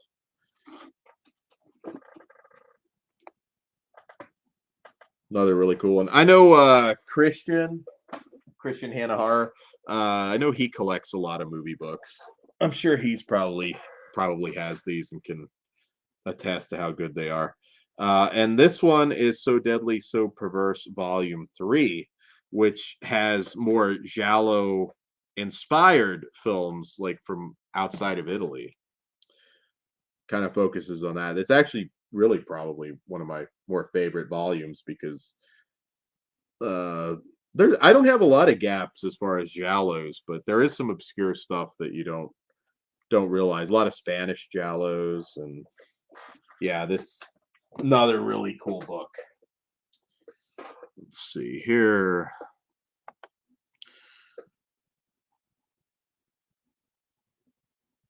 Orc Steak and I went for 12 hours on a Hayden stream. Yeah, dude, like tonight, like this is nothing compared to what we would do back then. But that was like every night. I think every night there was a couple where I'm like up all night and like the sun is out. It's like 8 in the morning. And and sometimes I would bow out and Hayden would still go. Chris, if you fall asleep, I won't hold it against you. You're still listening, and you're not even as big of a book guy, right? So that's pretty cool. Yeah, the ambient streams, the ambient files. I haven't talked to him in a long time, to be honest, but some of those streams need to be on Blu-ray. But he still shows up on the Slacker cast, just not very often anymore. Let's see. Let me see here. Partially obscured, but I'm going to have to cover it up, which kind of sucks on this one because I'm covering up like everything to show it to you. But I did get from the Severance site the Bridget LaHaye hardcover book, which focuses on her career. The back is okay. I have not dived into this yet, so this has still got plastic wrap on it. But this is a really good book. No way I could open this one anyways, though, because this one is full of nudity. Oh, we're nearing the end, guys. Thank you for hanging out this late with us. Sometimes I like these streams, though, even though I'm not really doing book reviews. I know I'm just showing you the stuff. At least you can look it up yourself and check it out, because a lot of these authors are really good. And, I just find, like, you talk to most people, it's like, yeah, I love reading Stephen King. Like, there's so much out there. There's a whole world out there that you're missing. Plus, most of these, like, never, uh, yeah, terrorized any reporters. So you can dive into that to see what I'm talking about. All right. So this is Brian James Freeman, who's a really good author. And this is Walking with Ghosts. And he got the thumbs up from William Peter Blatty, so you know he's good. Also, one of his novellas, which I got at a bookstore in Lexington, Lost and Lonely. The great Tim Levin. This is one that I had before that I recollected, from Cemetery Dance, Until She Sleeps. It's also signed by Tim Levin. I think Tim Wagner was on Lauren's show. I don't know if Tim Levin was, but I think Lauren actually knows Tim Levin. So Mick Garris novella, Snow Shadows. Some people may not realize it, but he's a pretty solid writer. Kind of specializes in novellas. All right, so if you're a fan of extreme horror, and I upgraded to the hardcover because the hardcover just recently came out. This gets a very high recommendation. It is fucked up, but it's well written, and that is Womb by Duncan Ralston. This is a rough one, so don't pick it up and get upset or anything. It's a short read. It's a novella. Really good. So if you want some intense, fucked up shit, Womb.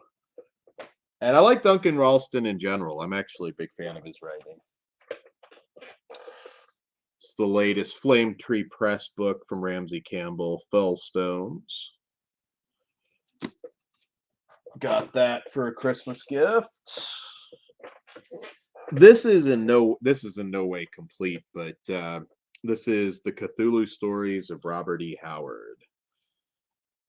And Robert E. Howard, you'll recognize that name for Solomon Kane, Conan, but also, part of the Lovecraft circle. Yeah, Orc. Those I don't think most people can do like 8 or 9 hours though, anymore. But we're gonna try and do some late ones. It seems to be pretty popular so far. Some with not just me though. This could go long if Todd fell asleep for some reason, and then because yeah. All right, Josh Mallerman, very well known for Bird Box, but Daphne is his latest slasher novel. Grab that. Also an author that I'm a fan of. This is his newest book, The Hollow Kind, Andy Davidson. Really enjoyed him in the past, so I have high hopes for his new book. This gets a recommendation for sure. So also part of the Final Guys podcast. I've talked about this author before. Really love his work. A little more, some would say more drama than horror, but you know what? They're still horror novels. And it's Chad Lutzke's The Skull-Faced Boy. I like this a lot. Chad Lutzke, I'm a huge fan. Dive into his stuff and listen to the Final Guys podcast. And I actually, this is another upgrade. I got it in hardcover because I did enjoy it so much. Another Lauren guest. And this is one of her novellas, Evie Knight, Partum. She writes some pretty intense, upsetting stuff.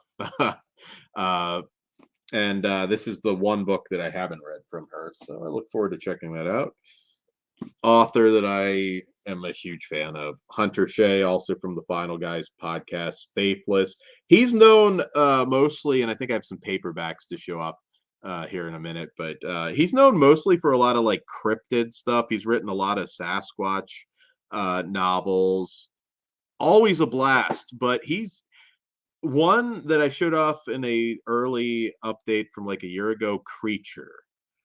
Now that one, a lot of people have described like some of Hunter Shea's novels like in a very positive way, but like watching a great B horror movie. And that is true for some of them, but Creature is amazing. That is another one that gets a super high recommendation from me. This is another one. This is not traditional. This is not a cryptid story or anything.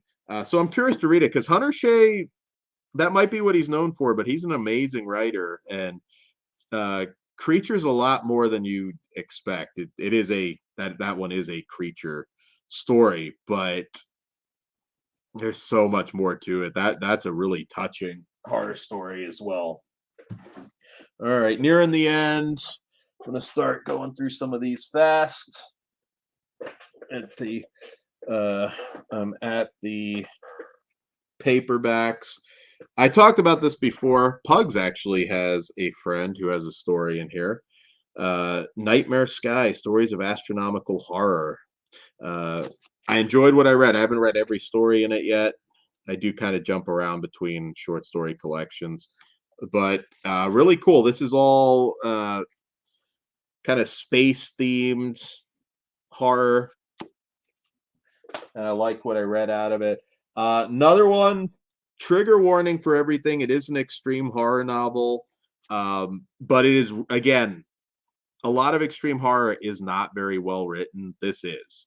And I can't remember. I think John Athan used to be like, he worked in criminology or something. And this one's intense. It is called The Groomer. Really rough novel, but it's not just gore porn or, misery. It's really, really good. But just prepare yourself. It's not an easy read. And there are children that are in danger, of course. It's a very very rough one, but if you like heavier sort of like serial killer type stuff, check it out. It is good. John Athan also did one called Into the Wolves Den, which I may have showed off last time. Ooh, that's a rough one too, but it's really good. He also did The Abuse of Ashley Collins. He doesn't shy away from the rough stuff, but it is good. Yeah, Indy, prep yourself though for that. Just that's awesome that you do have it on your Kindle though. All right. Next up, this was a Christmas gift, The Hollows by Daniel Church. It's winter themed horror, so kind of like to get to it. My TBR is pretty big though, so I don't know if it might be one I'll hold off until next winter because it's a bigger book. But I have heard good things. This is, as far as I know, paperback only, but the Book of Cthulhu 2, Laird Barron, who is going through some health issues right now. He's got an Indiegogo that I think I posted a couple times. Fantastic writer. I hope he gets well soon. Another, also from Lovecraft Ezine Press, edited by Mike Davis, Autumn Cthulhu. Hopefully, if you can find this cheap enough, it's usually, you can get it for around $15, if not less, if you're lucky. Good one to read, good story collection to read during Halloween season. I was a big fan of this. Hopefully they'll do a volume 2, because I know this one's really popular and well regarded, even if you don't excuse me, don't just go by my opinion. It's very well regarded in general. This one I do recommend, but you have to really be into weird shit. And but I did like this one a lot. The Wingspan of Severed Hands by Joanna Koch, which I don't recommend this one for everybody. Look into it. It came out from Weird Punk Books. I do enjoy their writing, though. And another somebody that I got into recently, also through BookTube, and that is Lucas Milleron, Lost Words in a Dream. Really good. He does some cosmic horror. He does other stuff. There's a good interview. If you look his name up, I can't remember if it was Dead Headspace or who had him on, but I'm enjoying what I've read of his work. Getting towards the end, I promise. Little Lugosi by Douglas Ford, another kind of bizarro fiction in a way, but I do like this one a lot as well. So that's a recommendation if you're a weirdo like me. Some classic horror. So I'm going to go through this kind of quick, but because I might talk about him separately sometime. But if you are a fan of Lovecraft, or if you're looking to read some classic horror literature, Jean Ray, which, unless you're like a real like die-hard fan of old school horror literature, you probably haven't heard of him. And even if you are, you probably haven't heard of him. But he is a really kind of an unsung hero. He's a Belgian author who not part of the Lovecraft circle or anything, but if you are a fan of Lovecraft, you should read some of his stuff. Oh, if I can get that to focus. There, I'm just going to show off some of his books in general because I've been diving through them. There you go. Cruise of Shadows. I'm losing my voice, so I'm trying to just visually show these. Circles of Dread. One that I haven't read but is very popular on BookTube, Stolen Tongues, which I think started off as like a fan fiction story, but this book actually kind of blew up a little bit. Haven't read it myself, but you can find tons of reviews on YouTube for that one. Unknown author, but really good. Michael Schutz, The Plank Children. If you want an obscure one that you almost certainly probably haven't read, pick this up. It's really, really good. He has another book that I need to read. His name's escaping me at the moment, but yeah, really good book. And really, really creepy book too. That one's though I would recommend to more. I know I've got some weird ones here. One of you asked about holiday horror before. This is a Christmas horror collection, Unholy Night in Bethlehem. I bought it towards the end of Christmas and didn't get to it, but it looks like a really cool collection of stories by some lesser known authors. Another Halloween themed anthology, Sam Hain Secrets. Really cool art on that one too, which I kind of liked. Let's see, almost towards the end. So I destroy my headphones. Thanks for hanging out with me still, chat. Does Hayden stream anywhere? He did an update like 3 months ago.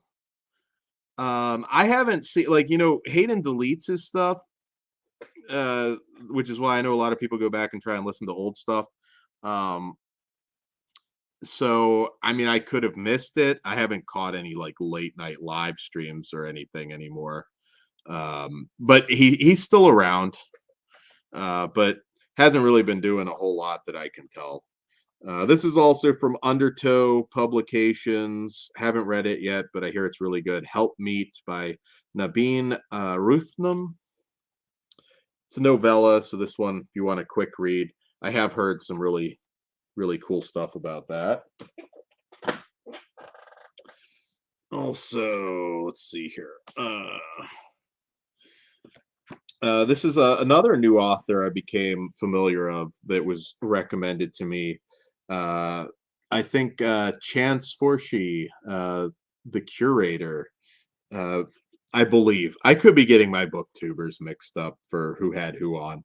But Catherine Silva, The Wild Dark, and a companion novel, Hollowed Oblivion, which is just a tiny little novelette. This looks really good. I kind of was really intrigued by this. I can't recommend it yet because I haven't read it, but she seems like a hidden gem that I think is worth checking out. Speeding it up. We got some schlock ones. Shotgun Nun by Harrison Phillips. You know that's got to be fun. Also, The House of Rotting Flesh by Harrison Phillips. He's an extreme horror writer.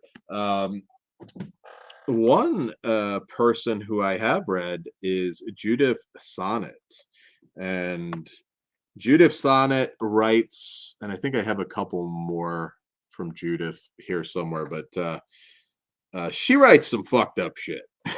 Some really fucked up shit. And this is, I think, actually one that Judith recommends is one of their favorites. Torture the Sinners. This is really, really good. This is sort of a zombie novel, but like specifically geared to like fans of stuff like Tombs of the Blind Dead. It is still an extreme horror novel, so there's some sexual stuff in here too. It's not a mainstream story, but one of the best that I've read from her. A little more accessible because it gets more fucked up with Judith, and their novels are just amazing. Let's see. We've also got Lamella from Max Halper, who I believe is a first-time author. This is another Bizarro story that I enjoyed.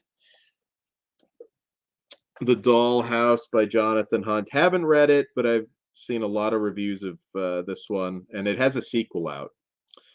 A lot of reviews on BookTube that were pretty positive on that one. Last pile. I think we got about 5 more minutes and we should be done. From Nicholas Vince, who played, of course, the Chatterer in Hellraiser, one of his collections, What Monsters Do. Nick Vince is really cool. He's also a chattering hour on YouTube. They haven't recorded anything in a while. This is a little novelette from Barbie Wilde of Hellbound fame. Patient K. I show off some, if you go back to the last update or maybe the update before that, I show off some Barbie Wilde stuff. She's a really good writer. More Lovecraftian fiction, A Lonely and Curious Country. Edited by Matthew Carpenter, who's also, if you are familiar with Lovecraft Zine podcast, this is a really good collection. Another author that I've mentioned really made waves with The Dead Inside, but Chandler Morrison's Along the Path of Torment. Dead Inside, God, there are some angry reviews out there on that one. That is extreme horror, extreme gross out horror that is a must read. I haven't read this yet though, which I want to say I saw an interview with Chandler, and he prefers that, I think, is one of his favorites, if I'm not mistaken. So if you're a fan, getting back to Judith Sonnet, this one's intense. It's pretty straightforward. I mean, this one, only for fans of extreme horror that just want a quick read, and some of the grossest torture and sex stuff imaginable. No One Rides for Free. Um, this is a short one. Very quick read. Whew. If you just want like a very short revenge story, uh, but wow, like do not be angry with me if you pick it up. This one is for seasoned extreme horror readers. There's a lot of gross, really particularly gross sexual stuff in that. Haven't read this one from Judith yet, but Magic. I think this one might be a little lighter, but it's still extreme horror. Although No One Rides for Free is about as bad as it comes. Some more Hunter Shea that I may or may not have shown off last time, but some of his cryptid stuff, Loch Ness Revenge, and Savage Jungle, which features some of the same characters. You don't an earlier one from him that I recollected, They Rise. If you like monster stories, Hunter Shea, it doesn't get any better. Another recollect, John Everson. Highly recommend him. The Pumpkin Man. House of Dust. This I picked up at Barnes and Noble not too long ago. Haven't read it, but I believe it was Noah Broyle's first novel, and I know it's got some acclaim from some writers, including John Langan, who I trust. So excited to check that out. And the final three, Tim Curran, also as far as like monster themed horror goes, Tim Curran's usually always delivers. This is Terror Cell. W.H. Pugmire, rest in peace, died a while ago. Monstrous Aftermath. This is another collection of Lovecraftian themed cosmic horror. And another one that was recommended on a booktube channel, Immortel. There's some good reviews. Another short little read. So that, guys, is everything. And now comes the test. Let's see if thank you, Big T. Check out some of the comments before I bow out. Indy, oh yeah, did I recommend Seasons Creepings to you? That's cool. Orc was on Slacker Cast tonight, but other than that, can't reach him. Yeah, I don't know. He changes up his Twitter a lot, so honestly, I'm not sure. Not sure what's up with Hayden, but let's see. Indie Phantom. Yeah, all 4 hours. I was like, maybe I can get it done in 2 if I go fast, and I didn't. Chandler Morrison is hard, Indie Phantom. There's, well, maybe not everything, maybe a little less. I mean, Dead Inside, I think, is probably his most brutal work, but you can see all kinds of reviews for that, more in-depth reviews. A lot of people have asked if I'd ever do more like booktube related stuff. Maybe at some point. My only problem is I don't want to be like under the gun to get something read, because we review so many movies, and then you kind of get to that point where you start getting stressed. Let me summon Todd. It's after 3 a.m. here, but it's only midnight there, so all right. Thank you, Orc. Thank you, Anthony. Sorry if I missed you in the chat tonight. Freaky Tarantino film student. Any newbies, or at least newbies to the chat, like, thank you so much for listening tonight. Just waiting on Todd. He is awake, luckily, so this won't turn into an impromptu 12-hour stream. I've got a lot of stuff to put away now, so, which will take into tomorrow. So, guys, we will also be live tomorrow night. We've got our review for Infinity Pool, Fear, a lot of other stuff. If you missed it, we recorded 2 other times. So I'm basically, one. We have a trauma flashback show that we did a while ago. That's available now. Welcome back, Todd. Also, listen to our Julian Sands show. Did a short show, live show before this, and this is the longest update one ever, I believe. Looks like we're going to clock out at about 4 hours. 12 minutes. So what was the verdict on they like the longer ones, or we're gonna do the shorter ones? At least the chat seems to like the long ones. Maybe That we'll may not be like the general audience, but maybe we'll try to do it every 3 months instead of 6 months. yeah, I think it's been about 5 or something. I don't know. And there's probably a bunch of shit that I forgot that I didn't show, but as always, I'll just add it to the next update. I try to keep notes of stuff as I go along. So yeah, maybe we'll do it a little more often, do the long ones, but maybe 2 hours long, not 4 hours long. It's the longest stream we've done in a while for sure. Chris likes it long and hard. We will clip that, Chris, and show it on Good morning, Orc. I know I had to wake up to come wrap this. Jeez. Yeah. Well, you could have told me hurry the fuck up, which I did. I wasn't. I was chilling. I watched Death Wish 4. You could have probably have watched half the box. Well, 2 full Death Wish movies and made a dent in a 3rd Death Wish movie during that stream. So there you go. Yet I didn't. Ooh, Andy, before we bow out, what Kindle books did you get? Curious. So yes, once again, we will be live again tomorrow. If you like the late night streams, they won't obviously all be collection updates. We'll try and do that more often. I know there's kind of like that void, usually Piz, Christian. They'll do some later night streams, but not this late. So I know there's kind of like that void that people miss the super late night ones. Surprised we didn't hear from Mike, the real Fifth Beatle, tonight, but he's probably eating lunch now. Yeah, in the UK. He normally pops up when we do the early afternoon ones too.